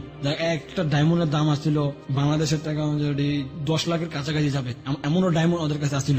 আর ওই দিকে লিমা, যে মেয়ের কথা বললাম, সে শুধু আমার বলতেছে কিরে তুই শিখ মন্ডল স্কুলে আস না, তো বললাম যে শরীরটা ভালো না। তো বলে দেওয়া তুই এত বড় মাথায় একটা আঘাত পাইছস। তো এমন ভাবে চললো 2-3 দিন। তো আমাদের একটা ডায়মন্ডের ব্যবসা রুবেলে আমি করতে দেখছি। বিদেশি এক লোক আসছে সৌদি আরব থেকে, সে একটা ডায়মন্ড কেনার জন্য বাংলাদেশে আসছে। তো ডায়মন্ডটার ওজন অলরেডি পুরা কত গ্রাম আমি বলতে পারবো না, পুরা একেবারে সাদা চিকচিক করতেছে একটা ডায়মন্ড, যার রবিউল বিক্রি করছে 10 লাখ টাকা আমার সামনে। তারপরে ওই যে লোকটা উনি সম্পূর্ণভাবে আরবি ভাষা কথা বলতেছে, এবং তার ভাষা আমি জানি না। আমার সাথে একটা লোক ছিল, ওই লোকই উনি সম্পূর্ণভাবে সব ধরনের ভাষা জানে। উনি আমাদের বাংলাদেশের লোক, আরবিটাকে বাংলা করে দিচ্ছে। হ্যাঁ, উনি আরবিটা, ও যে আরবিটা বলতেছে ও শুনতেছে, ও শুনে আবার আমাদেরকে বলতেছে দোভাষী যেটাকে বলে। ঠিক আছে, এমনকি ওই লোক যে আমাদের পাশে বসে ছিল তিনি বলছে যে এই নেন টাকা, এর মধ্যে টাকা আছে 10 লাখ, তো আপনার ডায়মন্ড হতো তার তো বুঝাই দেন। তো আমরা ডায়মন্ডটা দিয়েছিলাম, আমাদের যে বাংলাদেশের যে লোকটা তারা তো আমরা ডায়মন্ড বুঝাই দিই, এবং তার কাছ থেকে আমরা টাকাটা বুঝে নিই। সেখান থেকে আমি আসতে পড়ি। তো সেখানে আসতে পড়ার পরে আমাকে রবিউল সে 10 লাখ টাকা থেকে রবিউল আমাকে 50,000 টাকা দেয়, বলে এটা তোর বন্ধুর পুরস্কার। যাও 50,000 টাকা পাইছি, আরো খুশি। এদিকে বছরও শেষ হয়ে গেছে গা, এভাবে নেশা করে তো যাইতেছি। আর ওই যে 2 লাখ টাকা সেই টাকার জায়গায় আছে, সেই টাকা লড়চড় হইতেছে না।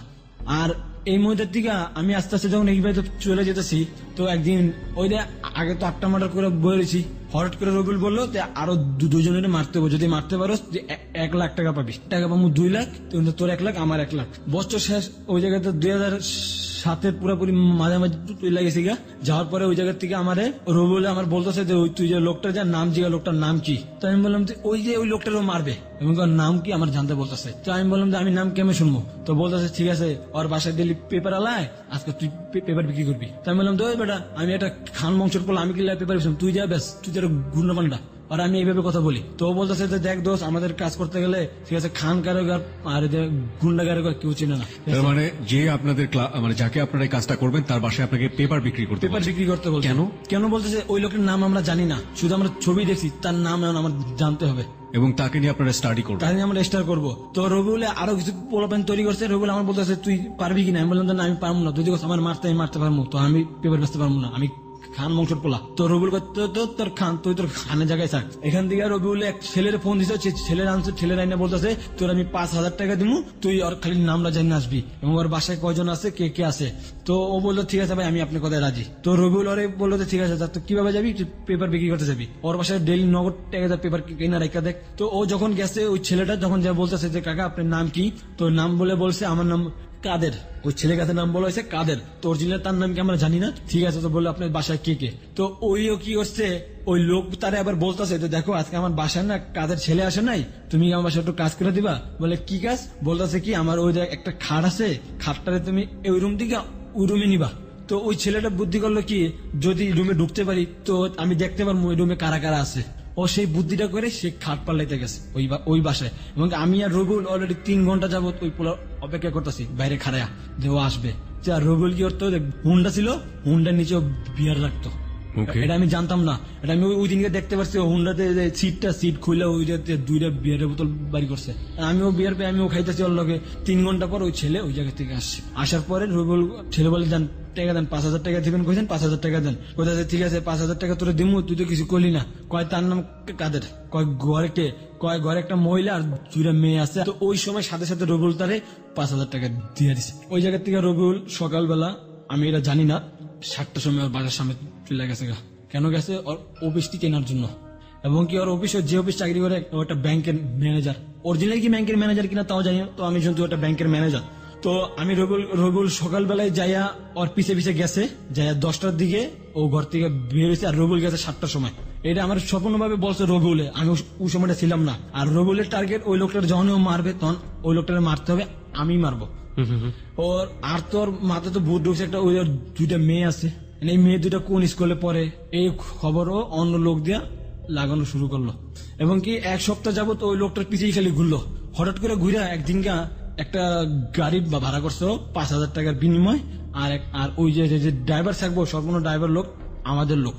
তো ওই ছেলেদেরকে কন্ট্যাক্ট করা হয়েছে 10,000 টাকার বিনিময়ে। কি করতে হবে, ওই একটা মেয়ে, তাদের ছোট মেয়েটা, তার নাম ছোট মেয়ের নাম ছিল, তার নাম ছিল সুমিরে তারা কিডন্যাপ করবে। কিডন্যাপ করে ওই যে মোহাম্মদপুর যে বিল্ডিংটা আমাদের, ওই বিল্ডিং এ তাকে নিয়ে রাখতে হবে। এইভাবে করে ও কি করলো, ওই যে ছেলেগুলা তারা মোহাম্মদপুর নিয়ে গেছে। তো আমি রবিউলের সাথে, তো রবিউলের এক ছেলে ফোন দিতেছে, আমাদেরই লোক, ফোন দিয়ে বলতেছে যে ভাই অপারেশন সাকসেস। ও বললো ঠিক আছে চলবে। ও কিন্তু লাউড স্পিকার দিয়ে রেখে দিছে আমার শোনানো লেগে। তারপর কাই সেটা আমি জানি না। তো আমার যা ধারণা, ওই যে সুমি যারা কিডন্যাপ করছে, ও তার কাছ থেকে ওর বাপের নাম্বারটা নিছে। ওদের টার্গেট ওর বাপই মারবো। সুমিটাকে? সুমি ছিল ওই যে লোকটার মারবো, ওই লোকটার মেয়ে, ছোট মেয়ে। ওকে। আমি বন্ধু থেকে বলছি যে সুমি আমাকে শুনতেছে কিনা আমি জানি না। সুমিকে তার কাছে ক্ষমা চাওয়ার মতন যোগ্যতা আমার নাই। তো ওই জায়গা থেকে সুমির কাছে রবিউল তার বাবার নাম্বার নিল। তো তাকে ফোন দেওয়া হয়েছে। ফোন দেওয়া বলতেছে আপনার নাম কি কাদের আলোদার? তো বললো হ্যাঁ আমার নাম কাদের আলোদার। তুমি কে? তো বললো যে আমি কে জানি না, আপনার লাভ নাই, আমি আপনার দুশ্মন। কয় কেমন দুশ্মন? কয় দুশ্মন কেমন জানার দরকার নেই, আপনার মেয়ে সুমি এখন কোথায় থাকে আপনি খবর লাগান। যে বলছে সুমি কোথায় আছে ঠিক আছে খবর লাগান। তারপর থেকে ওর সাথে বাবা বাবা বললে কথা বলতেছে। তো সুমি মুখ পেঁচে রেখে দিছে। তো রবিউল ওই জায়গায় দাবি করছে 20 লাখ টাকা। কোন বাসাতে আপনারা ওকে চিন্তায় করে নিয়ে গেছে? ওদের যে বাসায় ছিল, আমাদের যে মোহাম্মদপুর যে বাসা, আমি 3টা মার্ডার করছি ওই বাসার ভিতরে। মুখটা রুমাল দিয়ে আটকে রাখছি, আর 2 হাত পিছে বাইন্ধা রাখছি, পাউডার বাইন্ধা রাখছি। এবং শুধু আরে একবেলা ওই জায়গায় আমরা খাইতে দিতাম। সুমির বয়স কত ছিল তখন? সুমির বয়স ছিল অলরেডি 10 থেকে 11 বছর। ওই সময় কোনো যেটা খারাপ আমার আচরণ ওর সাথে ধারণা। করেছিলেন? না না, ওর সাথে কোনো খারাপ আচরণ হয় না, শুধু আর খেলো খারাপ আচরণ মধ্যে কি, ওর একটু পানি খাওয়ানো কম দেওয়া হতো, আর পানি দেওয়া হতো আপনি ধরেন ছোট এক বোতল পানি তাকে দেওয়া হতো, ওই সারাদিন তার এক বোতল পানি। ও তো বাসায় চিল্লাচিল্লি করতে পারতো। হ্যাঁ, বাসা চিল্লাচিল্লি করতো, কারণ ওর মুখ বন্ধ। আর ওই যে আমি আগে তো বলছি যে ওই বাসায় যদি আমাদের কাছে মাইরাও ফালাই তাও খাওয়ার ক্ষমতা নেই। ওকে। ওই জায়গা থেকে সুমির বাপকে 20 লাখ টাকা দাবি করা হয়েছে, এবং সেই লোকটা বলতেছে দেখো বাবা আমার কাছে 20 লাখ টাকা দেওয়ার ক্ষমতা নেই। কয় আপনার কাছে টাকা বড় নাকি মেয়ে বড়? কয় মেয়ে বড়। তো কয় ঠিক আছে, তাইলে আপনার টাকা 20 লাখ দেওয়াই লাগবে, না দিলে আপনার মেয়ে মারা যাবে। রুবেল বলতেছে আমি আপনার আবার 1 সপ্তাহ সময় দিলাম, 1 সপ্তাহের মধ্যে টাকা রেডি করবেন। তো রুবেল আমার বলতেছে যে তুই আরো কিছু টাকা পাবি, কাজ একটা ধরছি। তো সেই কাজটা ছিল সেই কাজটা যে ওই জায়গার থেকে ওরা টাকা নিব এবং লোকটারে মারবো, আবার ওই মেয়েটারে ওরা ছাড়বো। ওদের টার্গেট ছিল এই একটা। পরে 1 সপ্তাহ পুরোপুরি যায় না, 5 দিন পর রবিউলকে ফোন দিছে ওই লোক, যে সুমির বাবা ফোন দিছে ওই লোককে, বলল যে বাবা আমি তোমার প্রস্তাবে রাজি, তোমার 20 লাখ টাকা রেডি। তো বললো যে টাকা কোন জায়গায় আনতে হবে, কিভাবে আনতে হবে সেটাও আমরা বলে দিব। তো রবিউল বলছে আপনার এক জায়গার নাম বলছিল, নামটা সাথে তোমার আমার খেয়াল ওটা ছিল গাবতলির দিকে। তো আমাদের যে বড় গাড়িটা, সেই গাড়িটার ভিতরে মেয়েকে রাখা হয়েছে, এমনকি মেয়েরে ওই সময়টা তার রুমাল খুলে ফেলানো হয়েছে, হাতের বান খুলে দেওয়া হয়েছে, পায়ের বান খুলে দেওয়া হয়েছে, এবং তাকে বলা হয়েছে যে তুই সোজা গাড়িতে উঠবি, যদি একটা কথা কস তাহলে পিজা গুলি করে মারবো। আর ওই গাড়িতে করে 5 জন আসছে, আমি আর রবিউলে গাবতলি গেছি। গাবতলির টিকাই দেখলাম কি ওই যে বড় গাড়িটা প্রথমত ফার্স্ট আমি যে গাড়িতে উঠছি সেই গাড়িটা আবার আমি দেখতে পাচ্ছি ওদের কাছে, এবং ওই গাড়িটা করে আনতেছে, ওই মেয়েটাকে আনতেছে। তো রবিউল কি হলো, হোন্ডাটা একটা গ্যারেজের ভিতরে, যেমন গাবতলিতে অনেকগুলো আমাদের গ্যারেজ আছে, বাসের গ্যারেজ যেখানে বাস গাড়ি রাখা হয়, সেই জায়গায় রবিউল একটা সিকিউরিটি গার্ডে আর একটা হুন্ডা ছিল, ওর হুন্ডাটা পাহারা দেওয়ার জন্য দিল 100 টাকার বিনিময়ে লোকটা পাহারা দিবে। ওই জায়গা থেকে রবিউল ওই গাড়িতে করে গাবতলির একটা ভিতরে ঢুকছে। গাবতলির ভিতরে ঢোকার পরে গাবতলির থেকে সোজা ওই লোক আসে পড়ছে, ওই যে সুমির বাবা আসে, হাতে একটা ব্যাগ, টাকার ব্যাগ, ওই জায়গায় 20 লাখ টাকা আছে। তো আমি বললাম এত টাকাগুলো ওর বাপের তোদের কি লেগে নিতেছস? কয় বেশি কথা কস কি লেগে, ধর অস্ত মারবি শালার ধাম কইরা। আমি বললাম যে বিনিময় কি দিবি কয় তোরে তুমি 1 লাখ টাকা। আমি বললাম তো টাকা 20 লাখ দিবি 1 লাখ, কয় যা তোর 2 লাখ দিব। আমি কই যা 2 লাখই চলবো, আর বাকি টাকা কই যাবো? ওই জায়গার থেকে 5 লাখ টাকা নিবো রবিউলে, এমনকি আরো 5 লাখ টাকা ওই যে বাসায় রাখছে, যে পোলাপান পাহারা ছিল 2 জন, ওই জায়গাতে ওরা কিছু পাইবো, এবং কি আর বাকি যে টাকাগুলা 13 লাখ টাকা সেটা সম্পূর্ণ যাবে ম্যাডামের হাতে, যাবে ফুপুর কাছে যাবে। এটা আমার বলছে রবিউলে যে টাকাটা ফুপুর হাতে যাবে, 13 লাখ টাকা ফুপুকে দিতেই হবে, আর বাকি 7 লাখ টাকা আমাদের, তুই 2 লাখ টাকা পাবি, ঠিক আছে? ওই লোকটা যে বললো, রবিউল বললো যে আপনি একটা রিক্সা নেবেন, ওই রিক্সার মধ্যে টাকাটা রাখতে হবে, টাকার ব্যাগটা রাখতে হবে। আর আমাদের যে বড় গাড়ি প্ল্যান কি ছিল আপনাদের ওনাকে মেরে ফেলা? ওনাদের মেরে ফেলা। তো ওই লোকটাকে বলা হয়েছে তুমি একটা রিক্সা নিবা, রিক্সাকে বলবা মোহাম্মদপুর যাবো। কেন মারতে চাচ্ছেন? মানে যে লোকটা তো টাকা দিয়ে দিলেই টাকা দিয়েছে, কেন মারতে চাই আজ পর্যন্ত আমি এখনো জানি না। ওকে, তারপর ঠিক আছে, কারণ মারতে চাইছে যে এই জন্য আমার মনে হয় যেটা ধারণা যে ওই লোকটা একটা সাক্ষী, এই জন্য মনে তাকে মারা। ওই জায়গা থেকে আমি আবার বলছি তাকে মারার জন্য, আবার আমার হাতে রুবুল পিস্তল দিল। তো বললো যে আজকে যদি লোকটা তুই মারতে পারস তুই 2 লাখ টাকাও পাবি, এবং এই পিস্তলটা সর্বনভাবে তোর হয়ে যাবো, আর আমি এটা নিমু না। তো আমারও একটা কি ছোটবেলায় যেটা আমি বললাম যে স্বপ্ন, যে একটা আসল পিস্তল আমার দরকার, সেই পিস্তলটা আমি পাইতে যাইতেছিলাম ওই সময়টা।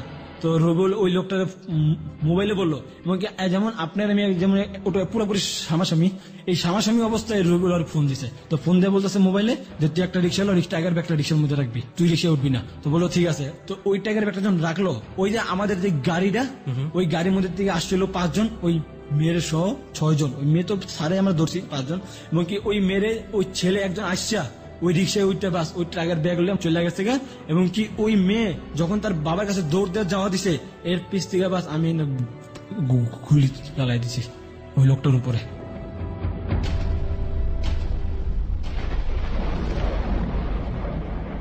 এবং কি লোকটার উপরে আমি 3 রাউন্ড গুলি চালাইছি। মেয়েটা যখনই বাবার পাশে যায় খাড়াইছে তখনই আমরা গুলিটা চালাই দিছি। তারপর কি হলো?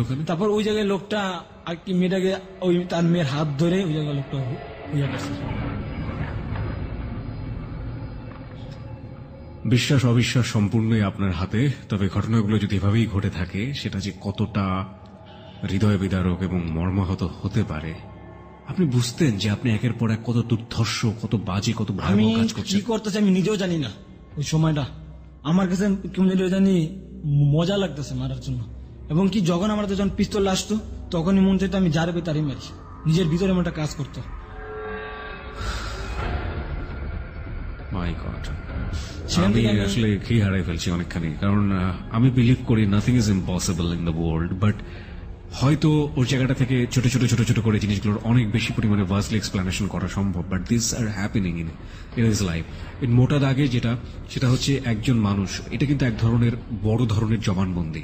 ওর ভোকালটাকে ইমিটেট করা হবে না, ওর ভোকালটাকে এখানে চেঞ্জ করে দেওয়া হবে না। পুলিশ যদি কখনো ওকে ধরে, আইনি সংস্থা যদি কখনো ওকে ধরে, এবং সেক্ষেত্রে ওর এই যে আজকে ও যেগুলো বলে যাচ্ছে সেগুলোকে ওর স্বীকারোক্তি হিসেবে পুলিশ কোর্টের কাছে দাখিল করতে পারে। ওর বিচার হবার জন্য একটা স্বীকারোক্তি এনাফ। তারপর সেখান থেকে আমি সোজা ওদের রবিউল হুন্ডা দিতে পাড়া দিতে, আমি আমার পিস্তলটা কোমরে রাখলাম। রবিউল হুন্ডা বলে যে আজকে তো পিস্তল তোর। আমি বললাম পিস্তল যার মধ্যে তারও, তোর লাগে কন্ডা করছে 2 লাখ টাকা, তোমার কন্ডাকে টাকা দে। আরে দোস্ত তো টাকা দিমু, তোর লাগে আমি বেমানি করবো? আমি তুই তো একটা বেমান, তুই বেটার টাকা নিছিস, বেটার মারছো তো তুই আমার টাকা দে 2 লাখ। ওই সময় আমি ওর জারি জুরি মারলাম, ওকে দেখ মিলন তোর আমি এই লাইনে আনছি, তুই যদি আমার যদি ফাঁসাস তাহলে তুইও ফাঁসবি। আমি কারো ফাঁসাই না, তুই আমার টাকা দিয়ে 2 লাখ, চল মোহাম্মদপুর। তো আমি গেছি মোহাম্মদপুর, ওই জায়গা থেকে আমি 2 লাখ টাকা পাইছি সাথে সাথে। ওই যে টাকার ব্যাগটা, ও সেই ব্যাগ বের করে টাকা গুইনা আমার সেখান থেকে 2 লাখ টাকা দিছে, এবং কি টাকাও দিচ্ছে, আরো পিস্তলটা একেবারে জন্য আমার দিয়ে দিছে। পিস্তলটা একেবারে দিয়ে দিল। ও আগেই বলছে যে যদি মারতে পারিস 2 লাখ টাকাও পাবি আর পিস্তলটাও পাবি। এটা নিয়ে মোট 9টা মার্ডার হলো আপনার? 9টা মার্ডার হলো এটা নিয়ে। ওই জায়গা থেকে আমি 2 লাখ টাকা, 5টা মার্ডারের ব্যাপারে আমরা শিওর না, কিন্তু 4টা মার্ডারের ব্যাপারে আমরা কনফার্ম। আমি নিজে কনফার্ম আমি 4টা মার্ডার করছি। 9টা যেমন বলছে ওরা 5টা বলছে, আমি ওদের কথা বিশ্বাস করে নিছি 5টা। এবং কি ওই যে 2 লাখ টাকা আরো দেখা গেছে 15,000 টাকা আমার কাছে তো আগেই দিছে, আরো 2 লাখ টাকা অলরেডি 4.5 লাখ। রাস্তার মধ্যে লোকটাকে মারলেন? হ্যাঁ। রাস্তার লোকজন কেউ ছিল না? কেউ ছিল না, একটা কাউয়া কুত্তাও ছিল না ওই রাস্তাটার মধ্যে। মেয়েটা কি করছিল সেই মুহূর্তে? মেয়েটা তো তার বাবাকে ধরে বাবা বলে কান্দাকান্দি করতে দিচ্ছে। আপনারা ওই গুলি করেই দৌড় দিয়েছিলেন? হ্যাঁ, গুলি করে আমরা ওই জায়গাতে আসা পড়ছি। ওই জায়গা থেকে আমিও আসা পড়ছি রোবলের হুন্ডাই করে। আর ওই সময় রোবল যে হুন্ডা টানছে অনেক জোরে জোরে, ও বাসায় আসছে। আর ওই দিয়ে যে ফুপু ম্যাডাম, ও আবার সেই ফুপুরে ফোন দিছে যে টাকা পাইছি, লোক অপারেশন সাকসেস, টাকা আপনার বাসা যাবো। ওই জায়গা থেকে রবিউল 5 লাখ টাকা নিছে, আমার 2 লাখ টাকা দিছে, অস্ত্রটা আমার একটাবার জন্য দিয়ে দিছে। এবং কি আমি ওই সময় সোজা আমার না নেশা করার বেড়াম উঠে গেছিল, আমি আর নেশা করবো। সেই সময় পিস্তলটা আমি সাথে করে নিয়ে আই সোজা ওই দৌড় ঝিঁকে এলাম। আমি প্রথম মতি ফার্স্ট খাইলাম মাল। তারপর সেখান থেকে আমি আসার পরে এখানে আমি ঘরে ওই সময় কেউ নাই। ওই দিন ছিল আবার বৃহস্পতিবার দিন। পরের দিনকে আম্মা মেডিকেল থেকে আইসা পড়বে, তাড়াতাড়ি করে আমি আমার জামা কাপড় নিচে টাকাটা অস্ত্রটা রেখে দিছি। সেই সময়টা ওই যে লিমা স্কুলে আমি বলছি, কিন্তু আগে বলছি যে লিমা। এমনকি একদিন লিমা আমার ওই সময়টা আমার ডেকে নিছে, ও হঠাৎ করে আমার বাসায় চলে আসছে। আমি ড্রয়ারটা আটটু যদি হতো দেরি হতো আমার ড্রয়ারটা লাগাইতে, মনে সবাই আমার দিকে ফলাইতো। তো ও দেখতে পারে নাই, ও আসার আগে আমি ড্রয়ারটা তালা দিয়ে দিছি। তালা দেওয়ার পরে ও আসছে, আইসা বলতেছে যে কিরা তুই স্কুলে যাস না, লেখাপড়া করতেছ না? তো আমি কোনো দৌড় লেখাপড়া করে জীবনে কি লাভ আছে, বা আপনার তো কোনো শাসনই পাই না। আর আমি একটু বললাই, ও বলে চল তুই না ঘুরতে যাই। তো কই যাবি? কয় চল চিড়িয়াখানা যাই। আমিও চিন্তা করলাম চিড়িয়াখানা বহুদিন যাবত যাই না। তো ওই দিন বিকালবেলা 5টার দিকে আমি চিড়িয়াখানা যাই। তারপরও আমার কাছে এত টাকা, আমি কিন্তু মোবাইল কিনি না। তার নিয়ে আমি ওই জায়গার থেকে তো বললাম যে আমি আচ্ছা ঠিক আছে তুই একটু বাইরে যা, আমি আসতেছি কাপড় চেঞ্জ করি। তো কাপড় চেঞ্জ করি আমি ওই জায়গার থেকে আরো 5,000 টাকা নিছি পকেটে, আমার সাথে ঘুরতে যাবো বললাম। কিনা ওই আমার প্রথম প্রেম। ও আমার ওই জায়গাতে বলতেছে দেখ আমি না একটা ছেলেকে না আমার জীবনের থেকে না বেশি ভালোবাসি। তো আমি বললাম বল তোর জন্য আমি, তুই আমার একটা বন্ধু, তুই আমার স্কুলের ফ্রেন্ড, তুই যা বলবি আমি তোর জন্য করবো। বল ছেলেটা কে? কয় ছেলেটা আমার আশেপাশে ঘোরাঘুরি করে, ছেলেটা তুইও চিনিস আমিও চিনি। তো আমি বললাম দেখ আমার তো আশেপাশে অনেক ছেলে ঘোরাঘুরি করে, বা তোর আমার অনেক ছেলে চিনে, তো নাম না বললে কি আমি বলবো? তো বলে দেখ নিজে চিন্তা করে যে আমার পাশে আছে। তো আমি চিন্তা করতেছি ওই সময়টা তোর পাশে মতো আমি ছাড়া কেউ নাই। তো বল হ্যাঁ আমি তোরই ভালোবাসি। তো আমি বললাম দেখ আমার ভালোবাসা কি পাবি? ওই সময় আমি আমার নিজের বিবেকটা খুললো, বললাম দেখ আমার জীবনে কিছু নাই। কয় তোর জীবনে কি থাকুক না থাকুক দরকার নেই, তোরে আমার চাই। তো আমি বললাম যে আচ্ছা ঠিক আছে আমি তোরে ভালোবাসি না, নগদে মোর উপরে বললা দিছি আমি তোরে ভালোবাসি না। ওই জায়গা থেকে কাঁদতে চিড়িয়াখানা থেকে বের হয়ে যায়, ও আলাদা একটা রিক্সা নিয়ে জায়গা। তো ওরা আমি পিজ্জা বারবার ডাকি ওই লিমা বললে ও আমার ডাকে কোনো সারাই দেয় না। ওই জায়গা থেকে কাঁদতে বাসায় গেছে, কাঁদতে সবাই ওর দিকে তাকায় রয়েছে, আর আমিও ওরে খালি ডাকতেছে। আর আমার সবাই মনে করতেছে যে আমি মনে পাগল। আমি ওই জায়গাতে একটা ট্যাক্সি ভাড়া করি আমার বাসার সামনে। তো ওই জায়গা থেকে আমার নিয়ে গেছে বাসার সামনে। তারপরে পরের দিনকে আমি নিজেই হাইদা রবিউল লোকে দেখা করতে গেছি। তো রবিউল আমাকে বলতেছে যে কোনটা কাছে 5 লাখ টাকা তুই পাবি 2.5 লাখ, আমি পাবো 2.5 লাখ, কাজ করবি? আমি বললাম কি কন্ট্যাক্ট? কয় কিছু মাল আসবে বাংলাদেশে, মালগুলো আমরা খালি সেল দেবো। তো আমি বললাম সেল দেবে কি মাল? কয় আঙ্গো কাস্টমার খুঁজ দেবো না, কাস্টমার আঙ্গুর খুঁজবো। ততদিনে কি আপনি রবিউল সম্পর্কে ডিটেল জেনেছেন? ওই পুরো জায়গাটা ডিটেল কোথায় থাকে, কি করে? হ্যাঁ পুরো ডিটেল জানছি। ও হলো ওই যে ডায়মন্ডের ব্যবসা করে মাঝে মধ্যে, ডায়মন্ড যখন পায় ডায়মন্ড কেনা বেচা করে, আর ওই যে মার্ডার কন্ট্যাক্ট করে, চাঁদাবাজি করে, আপনার কাছ থেকে 1 লাখ, এর কাছ থেকে 5 লাখ, 20 লাখ, যার কাছ থেকে যেমন হিসাব বুঝে নিতে পারে। এবং এটার একটা পার্সেন্টেজ ফুপুর কাছে যায়। ফুপুর কাছে জায়গা। আর একটু জানি যে সেটা হচ্ছে যে ওর থাকতো কোথায়? ও থাকতো আমাদের কাজীপাড়া, নিজের বাড়ি ওটা? নিজের বাড়ি ওর। ওকে, এবং বর্তমানে সেই বাড়িটা ওরা বিক্রি করে চলে গেছে। ঠিক আছে। তারপরে ওই জায়গা থেকে আমি রবিউলকে বললাম যে কি কন্ট্যাক্ট? তো বললো যাই কন্ট্যাক্ট হোক, তুই করবি কিনা? আমি বললাম কোনো খুনখানামি না, কোনো মারামারা করতে হবে না, কিছু মাল আসবে, মাল আমরা সেল দেবো। তো যারা মালটা নিবে, কেউ আছে বিদেশি, কেউ আছে বাংলাদেশি, কেউ আছে সৌদি আরব থেকে আসবে, কেউ মালয়েশিয়া থেকে আসবে, কেউ ইন্ডিয়ার থেকে আসবে, বিভিন্ন দেশ থেকে বিভিন্ন লোক আসবে। তো মালগুলো কোথায় থাকবে? ওই মোহাম্মদপুর বিল্ডিং এ থাকবে। তো ঠিক আছে, তো আমি বললাম যে আমি তোর সাথে আসি। ও আমার বললো যে আমাদের কাছে যে মাল আসবে 1 গাড়ি মাল, আমি পাবো 2.5 লাখ টাকা, তুই পাবি 2.5 লাখ টাকা, সর্বনিম্ন আমরা 5 লাখ টাকা আমরা কন্ট্যাক্ট করছি। তো মালটা কি আসবে? কিছু মাল আসবে, সেগুলো কিছু বিদেশি ভাইয়ার আসবে, তারা মাল পছন্দ করে তারা মাল নিয়ে যাবে। এবং সেই যে মালগুলোতে নিবে, সেই টাকাগুলো সর্বনিম্নভাবে যাবে ফুপুরাতে। ওই যে মাল বিক্রি করবে সেই মালের টাকা দিয়ে সেই 5 লাখ টাকা আমরা পাবো, সে আমাদের আমরা দুজনই পাবো। আর সর্বনিম্ন যে মোটা অঙ্কের টাকাটা, সেই টাকাটা সর্বনিম্ন সব ফুপুরাতে চলে যাবে। ওকে, সেখান থেকে আমি মাল দেখতে পারি। তো যেগুলো আমি দেখতে পারি, টাইম বোম, এক ধরনের বোম, টাইম বোম, যেটা আমরা বলি টাইম বোম। এবং আপনার হাতে যে মোবাইলটা, এই মোবাইলটা একটা বোম। আমি একটু থামাচ্ছি আপনাকে। প্রথম কথা হচ্ছে যে আমাকে একটু বুঝিয়ে বলেন যে মালটা আসলে কার কাছে যাবে? মালটা যাবে আর কি বিদেশি ভাইয়ার আসবে, এগুলো দেখবে, তারা দেখে পছন্দ করে, তাদের যা মধ্যে তারা নিবে। এই যে প্রোডাক্টগুলো, এই প্রোডাক্টগুলো আপনাদের কাছেই ছিল? হ্যাঁ, আমাদের কাছে এগুলো আসছে, বাইরে থেকে আসছে। এগুলো কার কাছে ছিল? ওর কাছে ছিল? এগুলো আসছে বিদেশ থেকে আসছে, যে আপনাদের সৌদি আরব থেকে আসছে, সৌদি আরব। তারপর দেখা গেছে আপনার যে বোমগুলো আসছে ইরাক দেশ থেকে আসছে বোমগুলা। ঠিক আছে, কিন্তু এগুলো আপনাদের কাছেই ছিল নাকি আপনার কার কাছ থেকে নিলেন? না, এগুলো আমাদের কাছে, এগুলো আসছে গাড়ি দিয়ে আসছে। তো কার কাছ থেকে রবিউল আনছে সেটা আমি জানি না। আপনারা কারো কাছে এটা দিয়ে দিবেন, বিক্রি হ্যাঁ, এটা করবেন? আমরা বিক্রি করবো, যাদের কাছে বিক্রি করবো এরা সর্বনিম্ন বিদেশি বায়ার। আচ্ছা, তো কত টাকা বিক্রি করার কথা এটা? একটা সেলফোন মোবাইল, যেটা বললাম বোম, একটা সেলফোন মোবাইলের বোমের দাম 20,000 টাকা। আর যে টাইম বোম এমন আছে 30,000 টাকা আছে, 50,000 টাকা আছে, 1 লাখ টাকাও আছে। সব মিলিয়ে কত টাকা? সর্বমোট আমার ওই জায়গায় ধারণা 1 কোটি টাকার উপরে আছে মাল। এগুলোর মধ্যে 5 লাখ টাকা 5 আপনারা লাখ দুজন টাকা ভাগাভাগি আমরা করবেন, দুজন ভাগাভাগি করবো, আর বাকিগুলো সব ওনার কাছে যাবে। সব ফুপুরাতে। প্রিয় শ্রোতা, বারবার আপনারা ফুপুর নাম জানতে চাচ্ছেন। আমরা কিন্তু প্রথমেই এখানে বলে নিয়েছি যে এখানে আমরা এই বিষয়টি প্রকাশ করছি না। আপনারা শুধুমাত্র এই ছেলেটির জীবনের অপ্রিয় সত্যগুলোর দিকে লক্ষ্য রাখুন।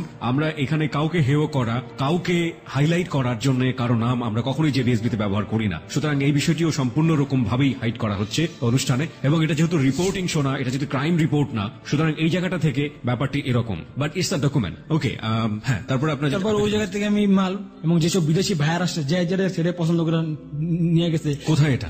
এটা ছিল তো মোহাম্মদপুর, আমাদের বাড়িটা ওই মোহাম্মদপুর বাড়িতে। এবং ওই মোহাম্মদপুর বাড়িতেই এই মালগুলো বিক্রি হয়েছে। 3 ঘন্টার মধ্যে 1 কোটি টাকা আসছে। সেখান থেকে আমার 2.5 লাখ টাকা দেওয়া হয়েছে নগদ ক্যাশ, বলে তুই বাসায় চলে যা। ওইভাবে আমি বাসায় চলে গেছি। যেদিন বাসায় গেছি ওই দিন বললাম মেয়ে রিমা যে আমার ভালোবাসার কথা অফার দিচ্ছে, আমি অফার না করে দিছি। তো নিজে চিন্তা করলাম এই জীবনে নিজের একটা মানুষ সঙ্গী দরকার। ওকে আমি অতি ফার্স্ট আর আমি ডাকছি জিয়াউদ্দিন, ডাকি আমি আই লাভ ইউ বলছি, I love you too okay আমি বলছি। বলার পর ও অনেক খুশি হয়েছে, ও আমার জড়ায় ধরছে। পরে আমি ওর জড়ায় ধরছিলাম ওই জিয়া উদ্যানে বসেই। পরে ওই জায়গায় আমরা হাত ধরে দুজনে আমি ওই জায়গায় পালন করছি। এমনকি আর ওই পর থেকে আমার আস্তে আস্তে এরকম ব্যবসা, মার্ডার করা, খুন করা, আমি 2টা মানুষের জবে পর্যন্ত করছি। এবং কি 2টা মানুষের জবে করতে আমার কাছে, আমার সাথে কন্ট্যাক্ট করা হয়েছে 10 লাখ টাকা। সেই 2টা মানুষের জবে করতে হবে, নো গুল্লি, নো কোনো শব্দ, তারে জবে করতেই হবে। এই কন্ট্যাক্টটা করছে রবিউল। এগুলো শুধুমাত্র আপনি কন্ট্যাক্ট কিলার হিসেবে, কন্ট্যাক্ট কিলার হিসাবে আমি এগুলো কন্ট্যাক্ট নিচ্ছি রবিউলের কাছ থেকে। এবং আপনি টাকাগুলো নিতেন আর খুন করতেন। এবং কি মানুষের একটা পেশা আছে, একটা চাকরি করার পেশা, আমার একটা খুন করার একটা পেশা হয়ে গেছিল ওই সময়টা। রবিউল নিজে কেন করতো না? রবিউল নিজে করতো না। রবিউল আমার থেকে বড় রবিউলের ছিল ব্যবসা, ছিল ডায়মন্ডের ব্যবসা। আর বড় সবথেকে ব্যবসা হলো ডায়মন্ড। ও একটা ডায়মন্ডে মনে করেন কেউ একদিনে 10 লাখ টাকার মতো কামাইতো ডায়মন্ড বেচা। কিন্তু ডায়মন্ড ব্যবসাটা আমার দিত না, ও নিজে ডায়মন্ড ব্যবসা করতো। ও নিজে মার্ডার করার কন্ট্যাক্ট করতো, ওই কন্ট্যাক্ট গুলো আমার আইন না দিত। ওকে, সিরিয়াল কিলার এবং আপনি কন্ট্যাক্ট কিলার। এবং আমি লাস্টে 3টা মার্ডার করি। যে 3টা আমি মার্ডার করি সেটা আমার নিজের স্বার্থের জন্য মার্ডার করি। আমার ভিতরে একটা জ্বালা ছিল, ওই জ্বালাটা নিবানোর জন্য। আচ্ছা, আমি ওই জায়গাটায় আসতে চাই। আমি তার আগে আপনাকে কিছু কোশ্চেন করতে চাই। প্রথমটা হচ্ছে যে এই যে রবিউল, এই রবিউল আপনাকে এই কাজগুলো করাতো, যে ও নিজে কন্ট্যাক্ট নিত, আমার কন্ট্যাক্ট আবার দিয়ে দিত। কন্ট্যাক্ট নিয়ে আপনাকে দিত, কিছু লাভ ওর কাছে থাকতো, কিছু টাকা আপনার কাছে যেত। হ্যাঁ, ওর থেকে আপনার আমি পরিবার বেশি পেতাম। কি এই সময়টাতে কিছুই জানতো না? আমার পরিবার সমাজে জানতো কিনা আমি জানি না। তো আমার যখন আমি ঘরে যেতাম রাতে 2টার দিকে ঘরে যেতাম, 3টার দিকে রাতে ঘরে যেতাম, 7 দিন পরও ঘরে যেতাম, 3 দিন পর ঘরে যেতাম, ঘর থেকে কোনো শাসনই আমার করা হইতো না। এমনকি আমার বলতো না যে তুমি এত রাতে কেন ঘরে আসছো, তুমি কোথায় আছিলা, কি করতেছো। আপনার বড় ভাই তো ছোটবেলাতে আপনাকে শাসন করতো। বড় ভাই শাসন করতে হইতে আমার লেখাপড়াটা শেষ হয়ে গেল, স্কুল থেকে আমি নিজের বাইরে হয়ে গেলাম, নিজের অবস্থাতে বাইরে হয়ে গেলাম। সে বড় ভাইয়ের শাসনটাও গেছে গা, সেও আর কোনো শাসন করতেছে না। সে বলতেছে যে মরলে মরুক, বাঁচলে বাঁচো, মানে আপনাকে নিয়ে মাথা আর খাওয়ানো কোন মাথা ঘামানো থাকে আপনার না। বড় ভাই তো কমিশনারের ডান হাত বাম হাত ডাইনার ছিল, ছিল। তো সেই সময়টা তো সে চাইলে তো জানতে পারতো, কারণ এলাকাতেই তো এইসব ঘটনা ঘটছে। আমি যে এলাকায় থাকতাম ওই এলাকায় আমি কোনো এসব কাজ করতাম না। এমনকি আমি যত রাতে ঘরে আসি আমার বলবে না তুমি এত রাতে কেন ঘরে আসছো, তুমি কোথায় আসিলা, কি করছো, তুমি 3 দিন ধরে ঘরে খাও না, তুমি 3 দিন ধরে ঘরে আসো না, কেন আসো না। না ভাই বলছে, না আব্বা বলছে, না মা বলছে, কেউ কোনো প্রশ্নই আমার করে নেই। ওকে, আপনি একজন মানুষকে জবাই করার জায়গাতে ছিলেন, এবং আপনি কটা করেছেন এরকম? এরকম জবে 2টা করছি, 2টা আমার কন্ট্যাক্ট করা জবে। আপনি যে এই কাজগুলো করতেন, করার আগে আপনি নেশা করতেন? হ্যাঁ, আমি নেশাকর ব্যবস্থা করতাম। এবং কি 2012 সালে 2012 সাল যখন জানুয়ারি মাস থেকে পুরো ফেব্রুয়ারি মাসের 1 তারিখ পর্যন্ত আমি পুরো নেশা অবস্থায়। প্রিয় শ্রোতা, আরো একবার বিরতির ঘন্টা বেজে গেল। এই বিরতির ঘন্টা মানে হচ্ছে ঠিক রাত 1টার অপ্রিয় সত্যগুলো নিয়ে আজকে যাহা বলিব সত্য বলিব হাজির হয়েছে এখানে। এবং এই ঘটনা জুড়ে, মানে পুরো ঘটনা জুড়েই আমরা একজন ভিলেনকে দেখতে পাচ্ছি মিলন খানের জীবনের অপ্রিয় সত্যগুলোর পেছনে, সেটা হচ্ছে রবিউল। আমরা চেষ্টা করছি, খুব বেশি চেষ্টা করছি তাকে যে কোনো সময় আমাদের অনুষ্ঠানে কানেক্ট করবার জন্য, যেটির কথা আমি বলছিলাম যে আজ যে সুমন চেষ্টা করছে, আমরা যে কোনো মুহূর্তে তাকে অনুষ্ঠানে কানেক্ট করব এবং ও যেটা বলছে সেটা আসলে কতটুকু সত্য, বিশেষ করে ওর ফ্রেন্ডের নামও এসছে এখানে, ওর যে কোনো একজন ফ্রেন্ডকে আমরা কানেক্ট করার চেষ্টা করব, তার কাছ থেকে জানার চেষ্টা করব যে আসলে কতটুকু সত্য, এবং কানেক্ট করবার চেষ্টা চলছে। আমরা যে কোনো মুহূর্তে তাকে কানেক্ট করব। আমরা আবারও ফিরে যেতে চাই মিলন খান আপনার কাছে। প্রিয় শ্রোতা, আপনারা দেখছেন এখানে যে একজন কিলার, কন্ট্রাক্ট কিলারের কাছে খুন করাটা কতটা ভাত মাছের মতো। মানে ঠিক আছে, টাকা দিবা, ওকে ডান ইট, কিন্তু এই ছেলেটার তো এরকম হওয়ার কথা ছিল না। প্রথমত যেটা হচ্ছে যে সে মানসিকভাবে প্রথম যে ওই যে আঘাতটা পেয়েছিল, সেই আঘাতটা কোনো না কোনোভাবে তার ব্রেনে কিন্তু একটা বিরাট সাইড ইফেক্ট তৈরি করেছে। এটা যেমন ঠিক আছে, ঠিক একইভাবে এটাও সত্য যে স্টেপ বাই স্টেপ সে যেভাবে খুনটাকে তার নেশা এবং পেশা হিসেবে নিয়েছে, সেটা যে কতটা একেবারে ইজি তার কাছে, সেটা তার বর্ণনাতে একদম সাদা ভাত মাছের মতো মনে হচ্ছে। আমি আপনার কাছ থেকে জানতে চাই যে লাস্ট যে দুজনকে আপনি এটা করলেন, যে ঠিক তার আগ মুহূর্তে আপনি নেশা করেছেন না? হ্যাঁ, আমি ওই নেশা করে তারপর আমি তাদেরকে মারতে গেছি। আপনার সাথে আর কারা কারা ছিল? আমার সাথে ছিল আমার আরো 5 জন বন্ধু, এবং সেই 5 জন বন্ধুদের রবুল দিছে আমার সাথে কাজ করার জন্য। সে রবুল বলছে যে ও কাজ করবো, তোরা থাকবি, ও জ্যামে করবো, হ্যামে করবো, আজকে তো হয়তো লিডার, হয়তো বস, হয়তো সব। ওকে, আপনি লাস্ট কবে খুন করেছেন? এবং আপনি তিনটা খুনের জায়গায় আপনি বলছিলেন যে আপনি নিচে এই খুনগুলো কোন করেছেন। আমি সেই জায়গাগুলোতে আসতে চাই। আমি এখানে আসতে চাইতেছি।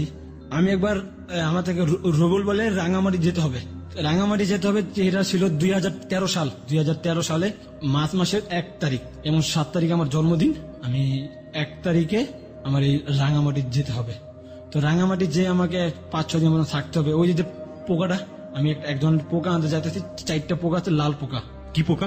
ওইটাকে আমরা বলি কাঠ পোকা। কাঠ পোকা বলেন কাঠ আপনারা? পোকা বলি আমরা কিছুদিন আগে যে বিএসবিতে এরকম একটা গল্প প্রচার করেছিলাম, সেখানে টকি গ্যাকো বা টকি গ্যাকো, ওটার নাম কিন্তু বিদেশি বাইরে বলে টকি গ্যাকো, আর আমার বলে এটা কাঠ বলি এটাকে আমরা। তার মানে আপনারাও ঠিকই এটা সন্ধানে গিয়েছিলেন? এটা আমরা সন্ধানে গেছি। তবে আমরা যেটা গেছি এটা সব থেকে বিদেশি বাইরে এই জিনিসটাই বেশি খোঁজে, লাল যে লালটা, ওই লালটাই বেশি খোঁজে। ওকে, এবং কি আমার সাথে কন্ট্যাক্ট করেছে যদি আমি যদি আনতে পারি। সে এটা কি কন্ট্যাক্ট করেছে আপনার সঙ্গে? রবিউল আমার সাথে কন্ট্যাক্ট করছে। এমনকি আমরা যাব, রবিউল আর আমি যাব শুধু সেই জায়গা, যে রাঙামাটি। এবং রাঙামাটি যে আমরা জিনিসটা পাইছি, যখন আমি আসছি, আমার সাথে কন্ট্যাক্ট করেছে যদি আমি আনতে পারি ওই জায়গার থেকে, এবং ওটা যত টাকা হোক ওটা রবিউল নিজে কিনবো, কিনা ইন্দোনেশিয়া বায়ারের কাছে। এটা প্রিয় শ্রোতা, এই যে প্রাণীটি, এই প্রাণীটি ধরা এবং এই প্রাণীটি মারার জন্য অনেক ধরনের গল্পই শোনা যায়। এই গল্পগুলো গাল গল্প কিনা আমরা জানি না, এটার অথেন্টিসিটি কতটুকু সেটাও আমরা জানি না, যেগুলো নিয়ে কোথায় ব্যবহার করা হয়। তবে এটার জন্য কিন্তু বন্যপ্রাণী সংরক্ষণ আইনে কড়া আইন আছে যে এই প্রাণীটি হত্যা করলে কিংবা এই প্রাণীটি যদি পাচার করা হয় তাহলে কিন্তু ওখানে জেল হয়ে যাবে এবং জরিমানাও হয়ে যাবে। এবং এটা যে পাচার হতো বা বা এটা যে ধরা হতো সেটা আমরা মোটামুটি জানতে পেরেছিলাম। আমাদের এখানে আরেকজন বন্ধু এসেছিল যার যাহা বলিব সত্য বলিবতে একটা পার্টে এই ব্যাপারটা ছিল। উনি এসেছিলেন কুমিল্লা থেকে। আপনারা নিশ্চয়ই কিছুদিন আগে শুনেছেন আমাদের ফেসবুকের ছবিটাতে কিন্তু আমরা দিয়েছিলাম যে প্রাণীটির ছবি।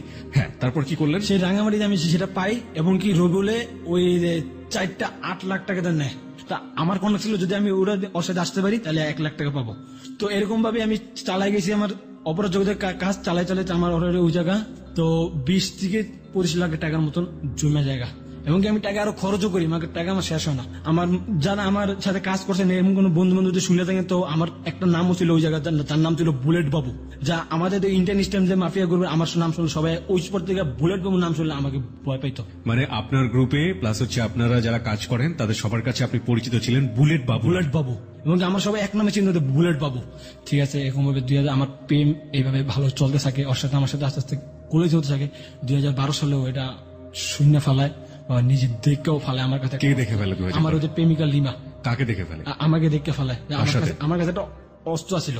ও আপনাকে অস্ত্র কিভাবে দেখে? ওটা অস্ত্রটা কিভাবে ছিল আমার নিজের ভুল। অস্ত্রটা আমি ছিলাম পিছে আর আমি যে গেঞ্জিটা পরছিলাম গেঞ্জির শর্ট ছিল, ওই জন্য আমি যখন পিঠটা যখন নিচে নিছি মাথাটা তখন ওটা দেখে ফেলাইছি। আপনি ওটা সাথে নিয়ে ঘুরতেন সবসময়? হ্যাঁ, সবসময় আমার সাথেই থাকতো। কেন সেমন থাকতো কেন? আমি নিজে চিন্তা করতাম যে আমি এতগুলো লোককে মারছি, আমারও কেউ হামলা দিতে পারে।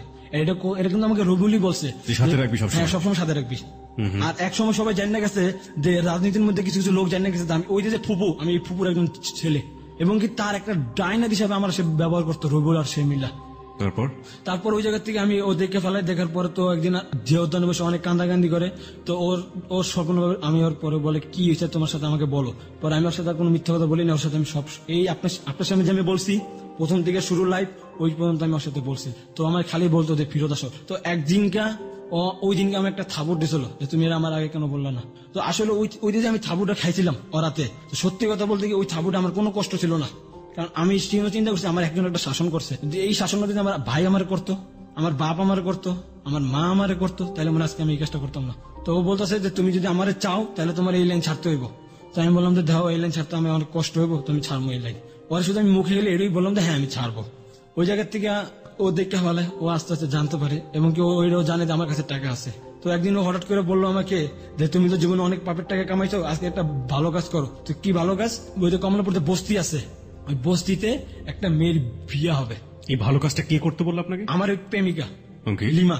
তো বললো যে আমি বললাম কি কি করতে হবে? তো বলতেছে তোমার কাছে কত টাকা আছে? তো আমি কথা স্বীকার গেছি আমার কাছে 20 থেকে 25 লাখ টাকা আছে। কয় তুমি তারে 5 লাখ টাকা দিবা। তাই আমি বললাম তোমার জন্য 5 লাখ টাকা কোনো ব্যাপার হলো নাকি? আমি তো তোমার জন্য সব টাকা দেওয়ার জন্য প্রস্তুত। একটু দাঁড়ান, এই বস্তির মেয়েটার সাথে আপনার গার্লফ্রেন্ডের রিলেশন কি? রিলেশনটা কি? ওই বস্তির মেয়েটা ওদের বাসায় কাজ করতো, আগে মা কাজ করতো এবং ওর মাটা মারা গেছে স্ট্রোক করে বলে। এই যেটা আমার গার্লফ্রেন্ডের কাছ থেকে আমি যেটা জানতে পারছি, এই জন্য ওর বাবা ওর সম্পূর্ণ কিছু খরচ দিত মেয়েটার বিয়া। আর বিয়াতে তাকে তাদের জামাই সে বস্তির জন্য মানবে না, সে কিছু টাকা চাইছে। পরে আমি আর না বলি নাই, ওর আমি টাকাটা 5 লাখ টাকা দিয়ে দিছি এবং ও আমার সামনে ওই বস্তির মেয়ের টাকাটা দিছে। যদি আমি কাজ ভালো করি তাহলে ওটাই করছি, আর কোনো কাজ ভালো করি নি।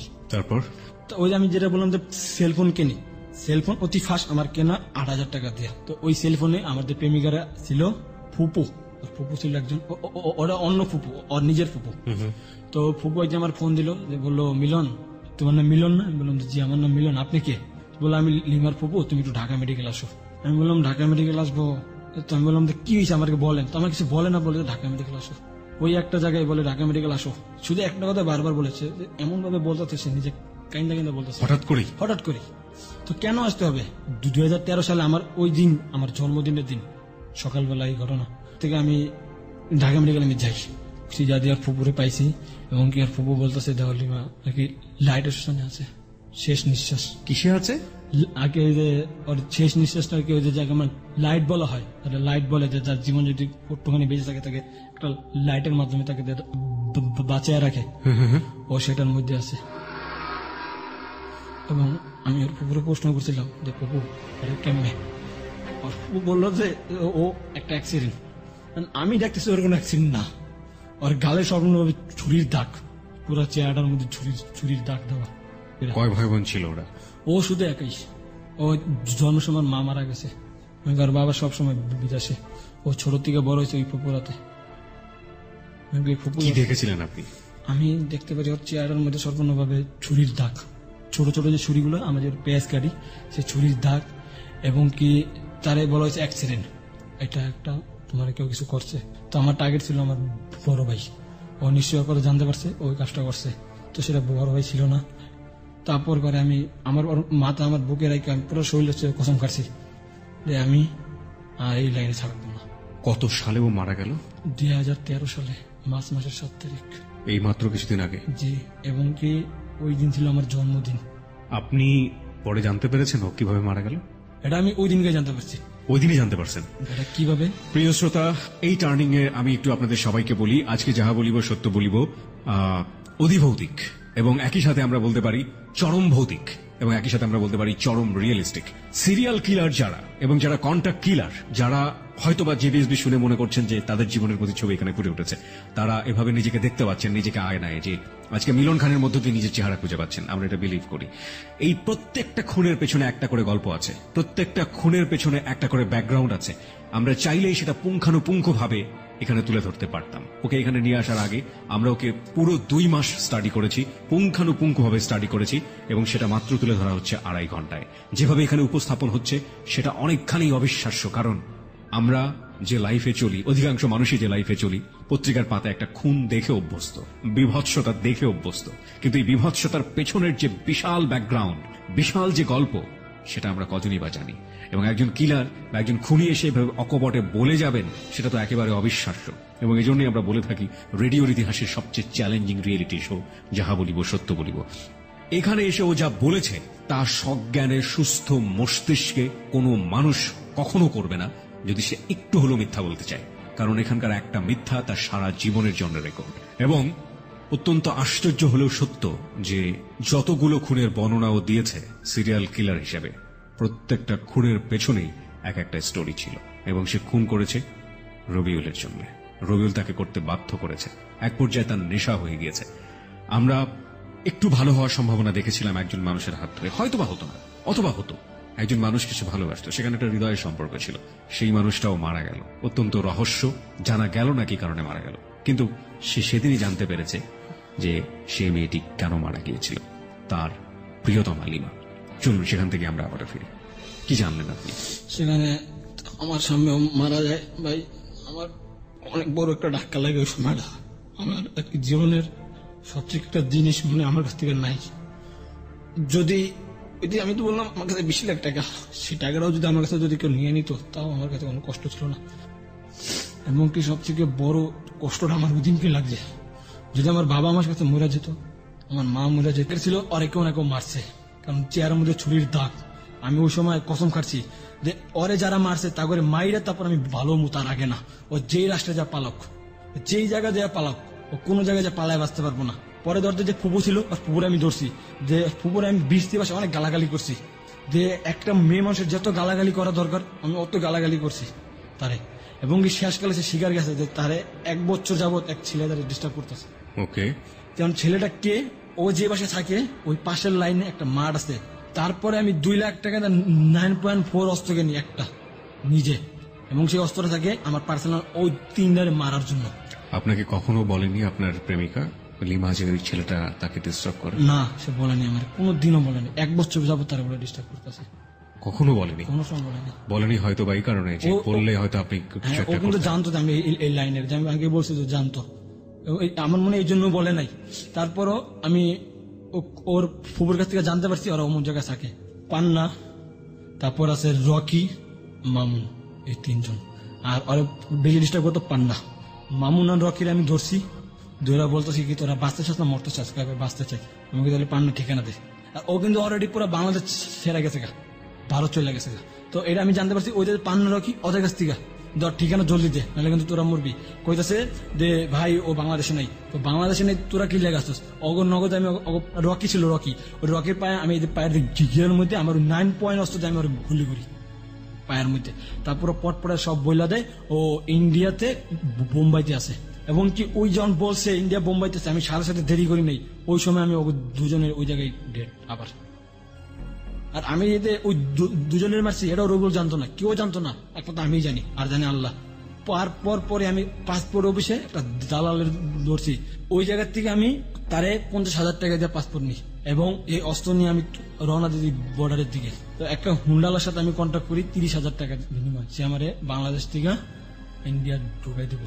এবং কি যাওয়ার আগে আমি রবিউলের সাথে কন্ট্যাক্ট করি যে রবিউল আমি অমন দেশে যাইতেছি। রবিউল বলতেছে ঠিক আছে কোনো সমস্যা নেই, তুই ওই দেশে যা, ওই দেশে আমাদের লোক আছে। ওই জায়গায় আমি বর্ডার পার হওয়ার সাথে একটা গাড়ি আসে, তার আমার পিক আপ করে নিয়ে গেছে বোম্বাই। এবং কি যাওয়ার আগে ওদের যে ছেলে দুটো মারছি ওদের কাছে মোবাইলের মাধ্যমে ওর ছবিটা আমি পাই। ওই জায়গা ছবিটা আমি মোবাইলের মাধ্যমে নিই এবং ওই ছেলেদেরকে নিয়ে দিই, দেখ এমন এমন অবস্থা, ছেলেটা খুঁজছে। কয় ভাই যদি বোম্বাই থাকে আমার কাছে মাত্র 3 দিন সময় হলো, আমরা খুঁজলাম। এবং কি সে ওই দেশে যাইয়া ব্যবসা কথা আছে, অস্ত্রের ব্যবসা। ওই ছেলেটা যাইয়া তাকে কিভাবে ধরতে হবে, ওই অস্ত্রের ব্যবসাটা তাকে ধরতে হবে, তাছাড়া কোনো উপায় নেই। তাকে 15 দিন লাগছে তারা খুঁজা বাইর করতে। খোঁজার 15 দিনের মধ্যে ওরা পায়া গেছে 1 কিলাকের মধ্যে। ওই পোলারে ফোন দিছে, পোলা কইতেছে ভাই ওই লাড়কা কো মিল গয়া, আপনি জানা পারেগা। পুরো ভারতীয় ভাষা বললো আমার। তো আমি কিছু ভারতীয় ভাষা বুঝতাম, ওই সময় আমি ওর সাথে গেছি। যাই ওর গাড়িতে আমার একটা বিল্ডিং এর ভিতরে নিয়ে ঢুকাইছে এবং এটা পুরো একটা বড় বিশাল রুম একটা। ও একটা টেবিলে বসে শুধু নেশা করতেছে। আমি দিদি লিমার প্রেমিকা, ওটা ওই ছেলে জানে না। ছেলে জানে লিমার প্রেমিকা বুলেট বাবু। কে বুলেট বাবু এটা সে জানে না। আমি বললাম আচ্ছা তুই লিমারে চিনিস? পট করে আমি কয়ে দিছি, কয় লিমারে আমি বাংলাদেশে মারছি। ও এত নেশা করছে ও নিজে জানে না কার লয় কথা কইতেছে। ধৈরা নগদ আমি ওই জায়গায় গুলি চালাইছি ঠাস ঠাস করে। গুলি চালান জন ক্লাব থেকে বাইরে হমু, তখন বাইরে হয়ে যায় দেখি আমি পুলিশের গাড়ি। এমনকি সে পুলিশ আমার ভারতে আটকাই দিছে। এবং কি আমার সাথে 9 অস্ত্র একটা আর 5.6 যে আমার রুবল দিছিল, ওই অস্ত্রটা, এই 2টা অস্ত্র আমার সাথে পায়। আর আমার সাথে যে লোক আছিল ওদের কাছে একটা করে 4টা অস্ত্র পায়। আমি অস্ত্র মামলায় ধরা খাই জায়গা। এটা কতদিন আগে? এটা 2013 সালে মার্চ মাসের শেষের দিকে। ওই সময়টা আমি পুরোপুরি পুলিশের সাথে হ্যান্ড ওভার পুরো জায়গা 3 জন সহ। তো ওই ছেলেটা আমি মারছি। আমার জীবনে আর কোনো কষ্ট নেই, ওই ছেলেটা আমি মারছি। আমি মনে মনে বলতেছি যদি আমার দুটো ফাঁসিও দেওয়া দেয় আমার কোনো কষ্ট নেই, আমি তাকে মারছি। এবং ওই জায়গা থেকে আমি ধরা খাই। ধরাটা খবরটা রবিউলের কান পর্যন্ত যে জায়গা যাওয়ার পরে রবিউলের ফুপুরে বলে আমার ছুড়ে আনার জন্য। তো রবিউল আমার ওই জায়গায় ছুড়ে আনে। ওই জায়গার থেকে আমার বাংলাদেশে পাচার করে দেয়। তো ভারতের পুলিশ পাসপোর্টটা আমার কাছ থেকে নিয়ে আনে। আমি সে পাসপোর্টটা আর পাই না, সে পাসপোর্টটা আমার নিয়ে আনে। তো রবিউলে আমার শেষকালে আরো একটা দিছে কন্ট্রাক্ট। আমি কইলাম কি কন্ট্রাক্ট, যে একটা জাহাজ আছে, জাহাজটা ডুবাই দিতে হইব। চট্টগ্রামের জাহাজটা কেন ডুবাইতে হবে না ডুবাইতে হবে জানি না, ডুবাই দিতে হইব। তো আমি বললাম মনে মনে কই তুই যদি আমার আর জীবনে পাস তাইলে তুই এবার যা পারস তা করগা। আমি যেহেতু আমার ভালোবাসা মানুষটা আমি খুয়াইছি, যেহেতু ও জীবন আমার পাশে আর নাই, তাহলে জীবন আমার আর দরকার নেই, তুই এবার যা পারস আমার কর। সেখান থেকে আমি চট্টগ্রাম যাই। আমি জাহাজ ডুবামুখী আমার 5.6 আরো একটা অস্ত্র আমার দেয়, কারণ দূরে তো ভারতে ধরা। ওই জায়গা থেকে আশ্রম আমার একটা দেয়, সেটা আমি ওই জায়গা ফালাই দিই নদীতে। এমনকি নদীতে আমি ফালাই দিই। ওরা যে সিমটা আমার নাম্বার জানতো সেই সিমটাও আমি ফালাই দিই, ওই জায়গাতে আমি ফালাই দিই নদীতে। শেষ অসাথে আমার সাথে আর কোন সময় কোনো কন্ট্যাক্ট নাই। ওই জায়গা থেকে আমি সোজা চলে যাই আমার বাসায়। বাসায় যাওয়ার পর ওই জায়গা থেকে আমার আব্বা আম্মার আমি আর পাই না। এমনকি বাসায় অন্য একটা লোক, সে বাসার মধ্যে যা আছে নতুন ভাড়াটিয়া। আমার পুরানো কিছু ভাড়াটা ছিল। আপনার বাবা মা কোথায় যায়? বড় ভাই বিদেশ জায়গা, এটা শিওর 100%। আপনার সঙ্গে যোগাযোগ করেন? আমার সাথে যোগাযোগ করেন। জানতে পেরেছিল যে আপনি ভারতে গিয়ে জেলে আছেন? হ্যাঁ, আমার বড় ভাই জানতে পারছে। আমি ভারতে বাইকে বলা হয়েছে যে আমি অবৈধভাবে ঢুকছি, এই জন্য আমার আটকে লেগেছে, এটা জানে ভাই। আর আপনার ফ্যামিলির কেউ আপনার সঙ্গে যোগাযোগ করেন? ফ্যামিলির কেউ যোগাযোগ করেন নাই। ফ্যামিলির পরে আমার বড় ভাই মালয়েশিয়া বলে চলে গেছে, তার যে বন্ধু বান্ধব তারা আমাকে বলছে তিনি মালয়েশিয়া চলে গেছে। বিবাহিত ছিল উনি? বিবাহিত, তিনি প্রেম করে একলা বিয়ে করছে, আমরা কেউ জানতাম না এটা। আর আপনার বাবা মা? ওনারা এখন কথা তাও আমি জানি না। ওই যে আমি আসছি বর্ডার থেকে আসছি, ওদের কাছে আমি ছিলাম, ওরা আমার চট্টগ্রাম নিয়ে গেছে। ওই জায়গা থেকে আমি ঢাকা পালায় চলে আসি, বাসায় যাই। বাসায় ওরা কেউ আমার বাসার ঠিকানা জানতো না, বাসার ঠিকানা কেউ জানতো না। এই একটা ছিল আমার একটা লাকি চান্স ছিল, বাসার ঠিকানা জানে না। ওই বাসার ঠিকানা জানে না, আমি বাসায় চলে গেছি। বাসায় যাওয়ার পরে ওই জায়গা থেকে আমার যায় দেখতে পাই আমার আব্বা ওই জায়গা নেই। বড় ভাইয়ের সাথে যোগাযোগ করেছিলেন? না, আর কোনো যোগাযোগ বড় ভাইয়ের সাথে আমার হয় না। আপনি যে সিরিয়াল কিলার বা আপনি যে এই যে খুনগুলো করেছেন আপনার ফ্যামিলি জানতো? আমার মনে হয় জানতো। আমার মনে হয় যেটা জানে কিনা, যদি না জানতো তাহলে তার আমার কাছ থেকে সরতো না। তারা জানে মানে বিদেশে আপনার ভয়ই সরে গিয়েছে জি। যে আপনাকে ধরলে তাদের ফ্যামিলি পুরোটাই ঝামেলার মধ্যে পড়তে পারে বা সমস্যা হতে পারে, সেই ভয় আপনার কাছ থেকে সরে গিয়েছে। জি। এবং কি ওই জায়গার থেকে আমি আর তাদের কোনো সন্ধান পাই না। এবং কি আমি একবার শুনতে পাচ্ছি বরিশাল ভান্ডারিয়া, আমি সেখানে 1 মাস আগে গেছি, অনেক কষ্ট করে আমি গেছি, আমার বন্ধু বান্ধবের কাছ থেকে টাকা নিয়েছি এবং নন সেট টিকিটে ভাড়া ছিল 250 টাকা। কারণ আপনার 20 লাখ টাকা কি হলো? 20 লাখ টাকা আমার ওদের ড্রয়ারের মধ্যে আছিল, সে টাকাটা আমি মার খেয়ে গেলাম। মানে আপনার ফ্যামিলি নিয়ে নিয়েছে? ফ্যামিলি নিয়ে নিছে নাকি ফ্যামিলি পাইছে কিন্তু আমি জানি না, তবে সেই বাসায় আমার ফ্যামিলি নেই। তবে আমার ফ্যামিলি যে আমাদের অর্ডার উপর সেই চাবিটা কিন্তু ওই সময় আমার কাছে ছিল। আপনি যে চট্টগ্রামে গিয়ে ওই কাজটা করলেন না, এরপরে রবিউল আপনার সাথে খোঁজ করেন? রবিউল 3 দিন পর রবিউল শুনতে পারছি যে আমেরিকা চলে গেছে। আপনি রবিউল বিদেশে চলে গেল, আপনি এই জায়গাটা থেকে এখন পুরোপুরি পলাতক অবস্থা দিন কাটাচ্ছেন। আপনার বর্তমান সময় কাটে কিভাবে? বর্তমান সময়ে আমি কদিন আগে আমি একবার গুলিস্তান আসছিলাম, তো আমি যখন চট্টগ্রাম যখন ঢাকা ভাগ্যে আসি, যে সময় আমি বরিশালটা যাবো, সদরঘাটে আমার একজন দেখা ফেলায়, ওদের দলের লোক দেখা ফেলায়, তো আমি দেখা তাড়াতাড়ি ওই জায়গা ত্যাগ করি। ওরা আমার এইটু বলছে যে তোরে পাওয়া মানে তোরে মারা, এবং কি আমার মারার জন্য 5 জন কন্ট্যাক্ট করে রাখছে, যে 5 জনের মধ্যে থেকে যাই মারতে পারবো সেই 5 লাখ টাকা বলে পাইবো। এটা আমি শুনতে পারছি একজন দ্বারাই। আপনার এখন ফ্যামিলি নাই, প্রেমিকা নাই, আপনার রবিউল নাই, এবং আপনার কোনো লাইফ নাই। কোনো লাইফ নেই। যে আপনাকে ডান হাত বলতো, সেই যে একদম শীর্ষস্থানীয় ফুপু, তার কাছে আমি আর কোনো কন্ট্যাক্ট করিনি, তার সাথে আমি এখনো দেখাও করি না। কেন করেন না? কারণ সে অর্ডারটা দিছে এবং সে আমি আসার সময় এই জায়গায় আমি আসার সময় আমি ফার্ম গেটে আমার আটকাই দিছিল, তারই দল বল আমার আটকাই দিছিল। তো বলছে তোর ফুপু দেখা করতে বলছে, কি আমরা ফুপুরে বেশিরভাগ বলতাম বস বলতাম, ওরা বলতো বস, আমি বলতাম ফুপু, আমার বলতেছে বসে দেখা করতে বলছে। তো ওই জায়গা থেকে আমি বাসা থেকে আসার সময় আমি ওই জায়গা থেকে আমি একটা মেডিকেল রিপোর্ট আনি। তো ওরা জানে যে ওই রিপোর্টটা আমার অরিজিনাল কাজের রিপোর্ট, ওটা আমার লাগবে। ওরা ওই রিপোর্টটা আমার কাছ থেকে আজকে নিয়ে নিছে, ফার্ম গেটে বই আটকে আমাকে নিয়ে নিছে। এবং কি যেই ছিলেন আমার পাও ধরছে, আজকে আমি তোকে পাও ধরছি, এবং কি তারা বলছে আমার তারা নিয়ে যাইবই। তো আমি তাদের বলছি আমি তোর সাথে দেখা করবো, বলে ঠিক আছে, তোর কোনো বিশ্বাস করি না, তোর এই কাগজগুলো আমার দিয়ে যা। সে কাগজগুলো সে আমার কাছ থেকে পুরো ফুপু কেন দেখা করতে বলে? ফুপু আমার সন্দেহ সে আমারে মারবে, আমার যেটা ধরা না, সে হয়তো আমারে মারবে অথবা সে আমার আবার এই রাস্তায় নেবে। কারণটা হচ্ছে আপনি তার জন্য একটা ডকুমেন্টস, একটা প্রমাণ। জি। এবং কি আমি আর তাদের এই রাস্তায় যে একটা নিয়ম ছিল যে একবার এই দল থেকে বের হবে তার লাশ বেরোতে হবে। তো রবিউল তো চলে গেল, রুবল চলে গেছে, তো রুবলের আপন ফুপু। এবং কি ওই জায়গার থেকে আমি আজকে এইভাবে পালাতক, তো আমি এখন যে জায়গায় আছি সেই জায়গার থেকে আর কি আমার সারা অবস্থা করতে হবে। কারণ তারা যদি আমার সম্পর্কে এত বাইরেটা জানতে পারে, তারা কোনোদিন এই বসে আমার চাকরি দেবে না। এবং কি আমি ধন্যবাদ দেবো আমার এক বন্ধু আছে আনমান, যার নাম আমি আগে একবার বলছি। সেই আনমান ঘর থেকে, ও সাকি মিরপুর 11 নম্বরে, ও সেই জায়গা থেকে খাওয়ান চুরি করে আইন ওর ঘর থেকে আমারে দিত। ওর যে খাওয়ানটা খাইতে দিত ও অর্ধেক আমারে দিত। দেখা গেছে কি 3 বেলার জায়গায় 2 বেলা দিত, 1 বেলা দিত, নিজে খাওয়ান দিত। তো দেখা গেছে কি ও নিজে কাজ কাম করতো, কাজ করে 100 টাকা 150 টাকা পাইতো, ওই জায়গাতে আমার 50% দিত। তুই ভালো চাকরি এলে নিয়ে দিস। আমি আপনার ঘটনা সত্য মিথ্যার ঊর্ধ্বে উঠে একটা জিনিস আমি এখানে লাস্ট পরিণতিটা আমি আমার শ্রোতাদের আছে তাদেরকে বলতে চাই। এই ছেলেটি একটা সময় চরম পাওয়ারফুল ছিল। বুলেট বাবু নামে সে এলাকায় পরিচিত। অনেকেই হয়তো বা আজকে চিনবেন কে এই বুলেট বাবু। যে এলাকার কথা বলছে তারা হয়তো অনেকেই আজকে এখানে চিনবেন। বুলেট বাবুর পরিণতি কি দেখেন, আজকে সে এখানে বসে আছে এবং সে তার জীবনের যে অপ্রিয় সত্যগুলো সে স্বীকার করেছে। বুলেট বাবু হচ্ছে বর্তমান সময়ে এমন একজন মানুষ, সে যাদের হয়ে কাজ করেছে তারাও তাকে মেরে ফেলতে চায়, এবং যে বিশাল পাওয়ার ফুপু, তার কাছ থেকে যে সাপোর্ট পেয়েছে সেই ফুপুও তার এখন এনিমি।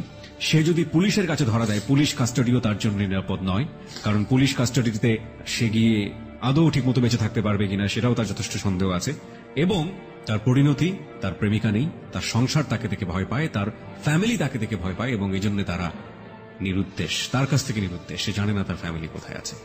এটা হচ্ছে তার জীবনের পরিণতি। সে প্রত্যেকটা মোমেন্টে তার জীবন হাতে নিয়ে ঘোরে। আপনার কি মনে হয় আপনার জীবনে ভুল কোথায় ছিল, আপনার একেবারে ব্যক্তিগত জায়গা থেকে? আমার নিজের ভুলটা আমি স্বীকার করি, আমি তোমার কাছে সবথেকে বড় ভুল, সবথেকে বড় অন্যায়। তো আমি এই জায়গা থেকে আমি যাদেরকে মারছি, যদি এমন কেউ থাকেন, যে আমি যে মেয়ের কথা বলছিলাম সুমি, আমি জানি না সুমি আপু তুমি আমার শুনতেছো কিনা, যদি শূন্যও থাকো, আমি তোমার বাবার তোমার চোখের সামনেই মারছি, যদি পারো ক্ষমা করে দিও। আর যদি আমার নাম এমন করে শূন্য বুলেট বাবু নাম শুনে যদি কারো খার থাকে, যে আমি তার বাইরে মারছি, তার বাবারে মারছি। যদি আমার মারতে চান, আমি আপনাদের সম্পূর্ণ শাস্তি মাথা ব্যথা নেওয়ার জন্য প্রস্তুত পাই। এবং যদি কারো ইচ্ছা থাকে আমার পুলিশদের ধরাই দেবেন, তাও আমার দিতে পারেন। তো আমি পুলিশের কাছে গেলে আমি এটা জানি যে আমি যে ফুবুর নেতৃত্বে ছিলাম, সেও আমার সেই জেলে থাকতে দেবো না। কারণ আমি জেলে দেওয়া মানে তার কানে খবর দেওয়া, যেমন লোক ধরা পড়ে গেছে আমাদের কাছে আছে, তো সে আমার জায়গায় থাকতে দিব না। এমনকি আমি এই জায়গার কাছ থেকে যারা আমার বন্ধুরা আছে, যার সাথে আমি কাজ করছি, আমি তাদেরকে বলতেছি, ভাই তোরা যদি পারো আমার পিছ ছেড়া দে, কারণ আমার একটু নতুন লাইফে আমার একটু থাকতে দে। আমার মন বলে দিবে না, তারপর আমার বলা, আমি তাদের কাছে ক্ষমা মানুষ মৃত্যুর আগ পর্যন্ত বিলিভ করতে পারে না সে মারা যাবে। যে আমি আজকে ওদের পাও ধরছি যে ভাই তোরা আমার পিছ ছেড়া দে। তোরা আমি শেষ করতে চাই আপনার জীবনের অপ্রিয় সত্য এখানে। আমি আপনার জন্য কোনো কিছুই বলবো না, শুধু যারা শুনলেন তাদের জন্য বলবো, এই আজকের এই বুলেট বাবু, যার আসল নাম হচ্ছে মিলন খান, খান বংশ নিয়ে সে প্রাউড ফিল করত। তার কি আর প্রাউডের জায়গা আছে? প্রশ্ন হচ্ছে আপনার কাছে, এই বুলেট বাবু, তার খুব ভালো একজন ক্রিকেট খেলোয়াড় হবার কথা ছিল, অনেক ভালো রেজাল্ট হবার কথা ছিল তার, সে আজকে কোথায় দাঁড়িয়ে আছে? আপনি কি এরকম বুলেট বাবু হবেন? যার বয়স এখন 1992 সালে যদি তার জন্ম হয়ে থাকে, তাহলে তার বয়স হচ্ছে এখন সবকিছু মিলিয়ে 25। টকবগে সময়, 25 বছর, জীবনের সবচাইতে গোল্ডেন মোমেন্ট, গোল্ডেন এইজ আমরা বলতে পারি, শেষ হয়ে আছে কিন্তু একদম ঝড়ের নিষ্পেষিত। ও যে কোনো মুহূর্তেই শেষ হয়ে যেতে পারে। ওর না আছে ফ্যামিলি, না আছে কোনো শেল্টার, না আছে খাবার দাবার, না আছে কোনো রোজগার, না আছে কোনো এডুকেশন। অথচ ওর কাছে একসময় লাখ লাখ টাকা থাকতো, অস্ত্র থাকতো। ওকে ভালো করার জন্য প্রতিশ্রুতি আদায় করে নিয়ে গেছে ওর প্রেমিকা, কিন্তু ও কি পারবে ভালো থাকতে? আমরা শুধু প্রার্থনা করি যারা আজকে শুনলেন তাদের জন্য, যে তাদের একজনের জীবনও যেন বুলেট বাবুর মতো না হয়। আমি এখানে কিছু বলতে চাচ্ছি ভাই, যারা আমাদের মতন ছেলে আছে, আমি তাদেরকে ভাইদের বলবো বা আমার বন্ধুদেরকে বলবো যে ভাই বন্ধু তোমরা যেই থাকো, কোন অপরিচিত ছেলের সাথে তোমরা মিশো না। কেউ যদি তোমাকে বলে যে আমি এই কাজটা তুমি এটা করাবো, আগে তুমি খবর নাও সে তোমার ওই কাজটা করাবে কিনা। তা আগে তুমি তার বাইরেটা জানো সে কি করে, তারপর তুমি তার সাথে মিশো। আর এখানে যারা আছে বড় ভাই যারা সুন্দর আছে, আমি তাদেরকে বলবো যে আপনি যদি কোনো ছোট ভাই থাকে তাহলে আপনি একটু প্লিজ আপনার ছোট ভাইয়ের খবর নেন, সে কোথায় আছে কি করতেছে। প্রিয় শ্রোতা, এই হচ্ছে মিলনের জীবনের অপ্রিয় সত্য, এবং যেটা আমরা অনুষ্ঠানের শুরু থেকে বারবার বলছিলাম যে কিছু এভিডেন্স আপনাদের সামনে হাজির করবার চেষ্টা করব, এবং শেষের দিকে এসে আপনারা বুঝতে পেরেছেন যে ওর জীবনের পেছনে যে ভিলেন সে হচ্ছে রবিউল। রবিউলের সাথে সুমন এই অনুষ্ঠান চলাকালীন সময়ে নাম পরিচয় গোপন করে তার সঙ্গে কথা বলার চেষ্টা করেছে, এবং সেই সময়টিতে আমরা তার কিছু ভোকাল রেকর্ড করি এই ঘটনার সম্পৃক্ততা জানার জন্য, বোঝার জন্য যে আসলেই এগুলো সত্য কিনা, বা ও যেটা বলছে সেটাকে বিশ্বাস করা যায় কিনা। সেখান থেকে আমরা কিছু অংশ আপনাদেরকে এই মুহূর্তে শোনাতে চাই। সুমন। যাহা বলিব সত্য বলিব। রবিউল বলছেন? জি ভাইয়া। একটু মিলন সম্পর্কে জানার জন্য আপনার কাছে ফোন দিয়েছিলাম। এটা মনে করেন যে ও আমার বন্ধু, ঠিক আছে, আমরা মনে করেন যে একসাথে বড় হয়েছি, বুঝছেন? আচ্ছা, মনে করেন যে ও যা করতে ওর থেকে ধরতে গেলে আমি একটু বেশি করছি, বুঝলেন? ও যেসব জায়গায় যেত আমি ওইসব জায়গায় যেতাম, আমি ওর থেকে ভয়ঙ্কর ভয়ঙ্কর জায়গায় যেতাম, কিন্তু আমার একটা দুশ্মনী লাগে আছে, যার কারণে মনে করেন যে ওরা আমি মারার জন্য খুঁজি। আপনি জাস্ট একটু বলবেন কি, ও গাজীপুরে নাকি বেশ কয়েকটা খুনের ঘটনা ঘটেছিল, ওটাতে জড়িত ছিল, এটা কি সত্যি কথা? হ্যাঁ হ্যাঁ হ্যাঁ হ্যাঁ হ্যাঁ, এটা 100% ঠিক। আর এগুলি করতে মনে করেন যে আমাদের সত্যি সঙ্গে করতে বা আমরা সাথে দাঁড়ালে করছে। আরেকটা হচ্ছে ওই যে মোহাম্মদপুরে একটা ফ্ল্যাটে নাকি সুমি নামে একজনকে কিডন্যাপ করে নিয়ে যাওয়া হয়েছিল, তারপরে হচ্ছে ও ওই ফ্ল্যাটে 3টা খুনও করেছিল, ওটা কি সত্য ঘটনা? হ্যাঁ হ্যাঁ হ্যাঁ, সত্যি কথা। কারণ ও চাইছিল ওই জিনিসটা ওর দেয় না, যার মনে হয় এটা করছে। আচ্ছা আচ্ছা আচ্ছা আচ্ছা। আরেকটা হচ্ছে যে আপনি কি কন্ট্যাক্ট নিয়ে ওকে কি দিতেন এই কাজগুলো করার জন্য? ভাই হয়েছে কি, মনে হয় চলে একসাথে, ঠিক আছে, তো ও দেখা যেত আমার বলতো নাহলে ওরে বলতো, ও জানতে পারলো আমি জানতে পারলাম না, বা আমি জানতে ও জানতে পারো না, দুজনে একজন করে দিতাম, ঠিক আছে, এইভাবে মনে করেন যে লেগে গেছে। আচ্ছা আচ্ছা। তা আপনি কি মাঝে কি দেশের বাইরে চলে গিয়েছিলেন কোথাও? জি জি, আমি সেটা গেছিলাম। কোথায় গিয়েছিলেন? আমি ভাই বেশিরভাগ থাকি হলে আমেরিকা। আচ্ছা আচ্ছা। আরেকটা বিষয় হচ্ছে ও নাকি একটা মেয়েকে ভালোবাসতো, সেই মেয়েকে যারা মেরেছে তাদের মারার জন্য ওই ভারতের মুম্বাইতে গিয়ে সেই খুনিকে খুন করে আসছে, পরে আপনি ছাড়াই আনছেন পুলিশে ধরার পর, এইটাও কি সত্য ঘটনা? এইটা নিয়ে মনে করেন অনেক টাকা আর বেশি আমি খরচ করছি, ঠিক আছে, কারণ ও আমার ঘনিষ্ঠ বন্ধু ছিল, ঠিক আছে, এটার জন্য মনে করেন যে ভারতে অনেক টাকা খরচ করছি, অনেক মানুষের সাথে ওর জন্য লোক। আচ্ছা। আর দেশে আমার সাথে সব পল্লী। আচ্ছা আচ্ছা, দেশ শেষে মানে আপনাদের বড় একটা শক্তি ছিল, একজন রাজনৈতিক নেতার নাম বলেছিল, উনি কি আপনার ফুপু লাগে? জি জি, হ্যাঁ মানে উনি আপনাদেরকে অনেক কাজে হেল্প করেছে? হ্যাঁ হ্যাঁ। আচ্ছা আচ্ছা। আর আরেকটা বিষয় হচ্ছে যে আপনার সঙ্গে দ্বন্দ্বটা কি নিয়ে হলো? আপনারা একসঙ্গে অনেক কাজ করেছেন শেষ পর্যন্ত, এখন আপনি মিলনকে কেন মারতে যাচ্ছেন? এইটাই ভাই, এটা নিয়ে একটা বড় ধরনের কিছু হয়ে গেছে, যার কারণে মনে করেন যে দুজনের ভিতরে বিশাল একটা দ্বন্দ্ব লেগে গেছে, ঠিক আছে? এই জিনিসটা যেটা লাগছে আমাদের সাথে, এটা ভাই বলা যাবে না আপনাকে, কারণ এটা অনেক কঠিন একটা জিনিস লেগে ওরা আমার মন দেয়নি, বুঝছেন? আচ্ছা, এখন এই জিনিসটা বলতে আপনাকে ভাই পারলাম না, সরি। এখন ও কি আপনাদের কাছ থেকে পালিয়ে বেড়াচ্ছে? জি জি, হ্যাঁ পালিয়ে বেড়াচ্ছে। এখন আপনার কাছে যদি তথ্য থাকে তাহলে দেন, আপনি যা চান দিব আপনাকে। যাহা বলিব সত্য বলিব। আমি ধন্যবাদ জানাতে চাই সুমনকে খুবই গুরুত্বপূর্ণ কিছু তথ্য বের করে নিয়ে আসবার জন্য। প্রিয় শ্রোতা, এই ফোন কলটি শোনার পরে শুধু এতটুকুই বলবার আছে যে যারা অনেকেই কনফিউজ ছিলেন, আমার মনে হয় এই ফোন কলটি শোনার পর তাদের কনফিউশন অনেকখানি দূর হয়ে যাবে। কনফিউশনে থাকুন আর না থাকুন, আমরা শুধু এতটুকুই বলতে চাই এখানে যে মিলন খানকে আজকে আমরা এখানে উপস্থিত করেছি, সেই মিলন খানের মতো আরেকটি মিলন খান যেন আমাদের সমাজে জন্ম না হয়। এই ব্যাপারটিতে মিলন খান নিজে যেমন একমত, ঠিক তেমনি ভাবে আমি বিশ্বাস করি আমাদের রেডিও লাখ লাখ শ্রোতা যারা রয়েছেন তারাও একমত।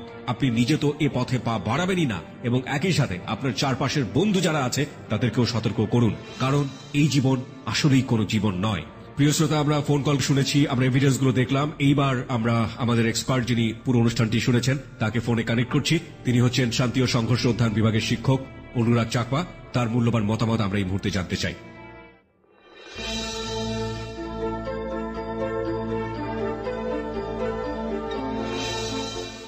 অনুরাগ চাকমা, আপনি তো শুনলেন, তো আপনার কি বলার আছে? মিলনের জীবনের যে গল্পটা শুনলাম, সেখানে আমার কাছে মনে হয়েছে এখানে ফ্যামিলি একটা ইম্পর্টেন্ট রোল প্লে করার কথা, যেটার মানে অনুপস্থিত। একেবারে দেখা গেল না যে ওর পারিবারিক শাসন ব্যবস্থা খুবই নড়ে গড়ে, এবং একটা বাচ্চা বেড়ে ওঠা থেকে শুরু করে তার যে চিন্তা ভাবনা, আচার আচরণ কেমন হবে, একটা মানুষের পারিবারিক ভূমিকা থাকে। তো এই ভূমিকাটা যখন পরিবার গ্রহণ করতে পারে না বা ঠিক মতো দায়িত্ব পালন করতে পারে না, তখন হয় ওই বাচ্চা বিভিন্ন ধরনের ক্রিমিনাল অ্যাক্টিভিটিসের সাথে ইনভলভ হয়।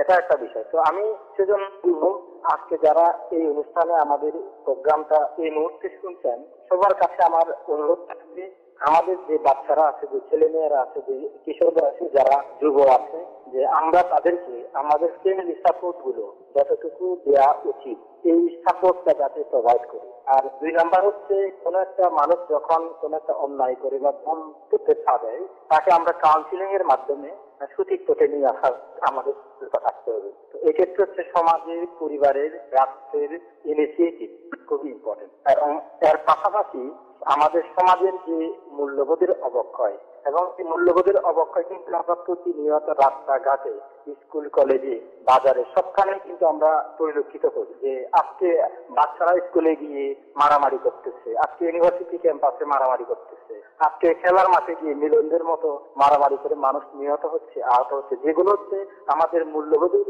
জায়গাতে যে পছন্দ রয়েছে, যে আমাদের অবক্ষয়, সেটির একটা রিফ্লেকশন। তো এই জায়গাতে হচ্ছে সমাজে অনেক কিছু করণীয় আছে। তার মধ্যে আমার মনে হয় আমাদের বাচ্চা ছেলে মেয়েদেরকে কিভাবে নৈতিক শিক্ষা দিতে পারে, এটি খুবই আমাদের বর্তমান সময়ের জন্য একটি সময় উপযোগী চিন্তা বলে আমি মনে করি। তো সেই জন্য হচ্ছে সমাজের একটা ইফেক্টিভ রোল এখানে আছে। ফ্যামিলির কোনো বিকল্প নেই, এবং আমরা ফ্যামিলিকে মনে করি যে একটা শিশুর প্রাথমিক এডুকেশনটা শুরু হয়ে যায়। আমরা তো স্কুলে যাই, যে ফর্মাল এডুকেশনটা নেই, এবং শিক্ষাটা কিন্তু একেবারে পরিবার থেকে মানুষ জন্ম থেকে শিক্ষা গ্রহণ করা শুরু করে। তো এই জায়গাতে যদি পরিবর্তন না আসে, সেই আমরা কিন্তু মিলনের মতো মানুষ দেখতে পাবো। এবং সমাজে যে একটা প্রতিবেশী, যে মানুষের যে সম্পর্ক, যে একজন আরেকজনকে যেভাবে বিহেভ করার কথা, এই নৈতিক শিক্ষাগুলো আমাদেরকে পরিবার থেকেও প্রোভাইড করতে হবে। জি, অনুরাগ চাকমা, আপনাকে অনেক অনেক ধন্যবাদ আপনার মূল্যবান মতামত আমাদেরকে জানিয়ে দেওয়ার জন্য। Thank you.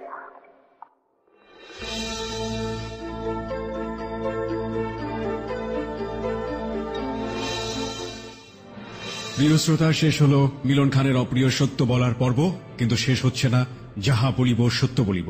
আমরা একটু পরে ফিরে আসছি যাহা বলিব সত্য বলিবর বাকি সেগমেন্টগুলো নিয়ে। মিলন এক ভয়াবহ মানুষ। মর্জিনা লিখেছে, এভাবে কি মানুষ মানুষকে খুন করতে পারে?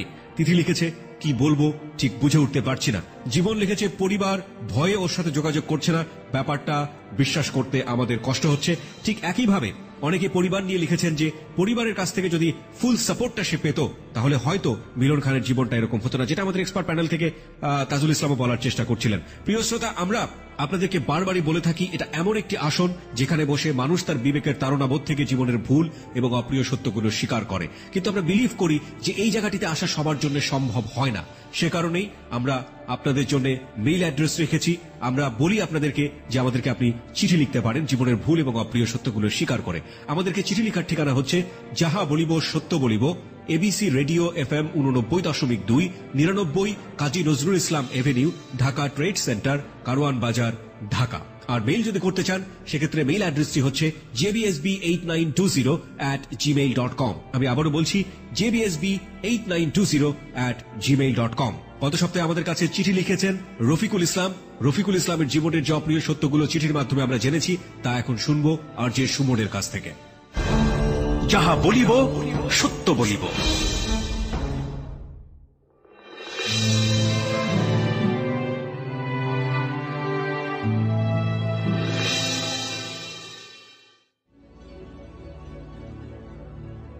বাবা মায়ের একমাত্র সন্তান আমি। এইচএসসি পাশ করার পর ইচ্ছা ছিল স্নাতকে ভর্তি হব, কিন্তু বাবার ইচ্ছায় নিজেদের ব্যবসায় জড়াতে হয়। মাত্র 22 বছর বয়সে বাবার ইচ্ছায় বিয়ে করতে হলো। বেশ ভালোই কাটছিল, কিন্তু হঠাৎ করেই 1996 সালে বাবা মারা যায়। সব দায়িত্ব এসে পড়ে আমার উপর। এরই মধ্যে আমি 2 সন্তানের জনক হই। এদিকে আমার এক নিকটাত্মীয় বিবাহিত নারীর সাথে ভালো সম্পর্ক তৈরি হয়। ধীরে ধীরে নিজের অজান্তেই আমাদের মধ্যে একটা অবৈধ শারীরিক সম্পর্ক গড়ে ওঠে। এদিকে এই সম্পর্কের মোহে পড়ে আমি সন্তান তথা সংসারের প্রতি অমনোযোগী হয়ে যাই। এক পর্যায়ে নষ্ট হয়ে যায় আমার ব্যবসা, বাধ্য হয়ে চাকরিতে যোগ দিই।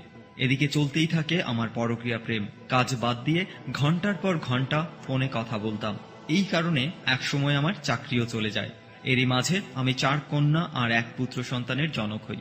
2006 সালে হঠাৎ হৃদরোগে আক্রান্ত হয়ে মারা যায় আমার স্ত্রী। এত কিছু হারিয়ে আমি আমার ভুল আজ বুঝতে পেরেছি, আর বুঝতে পেরে এই অভিশপ্ত পরকীয়া জীবন থেকে সরে এসেছি।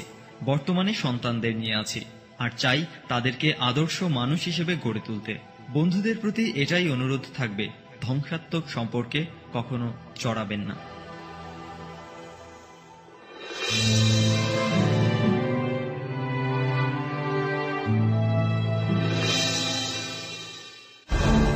যাহা বলিব সত্য বলিব।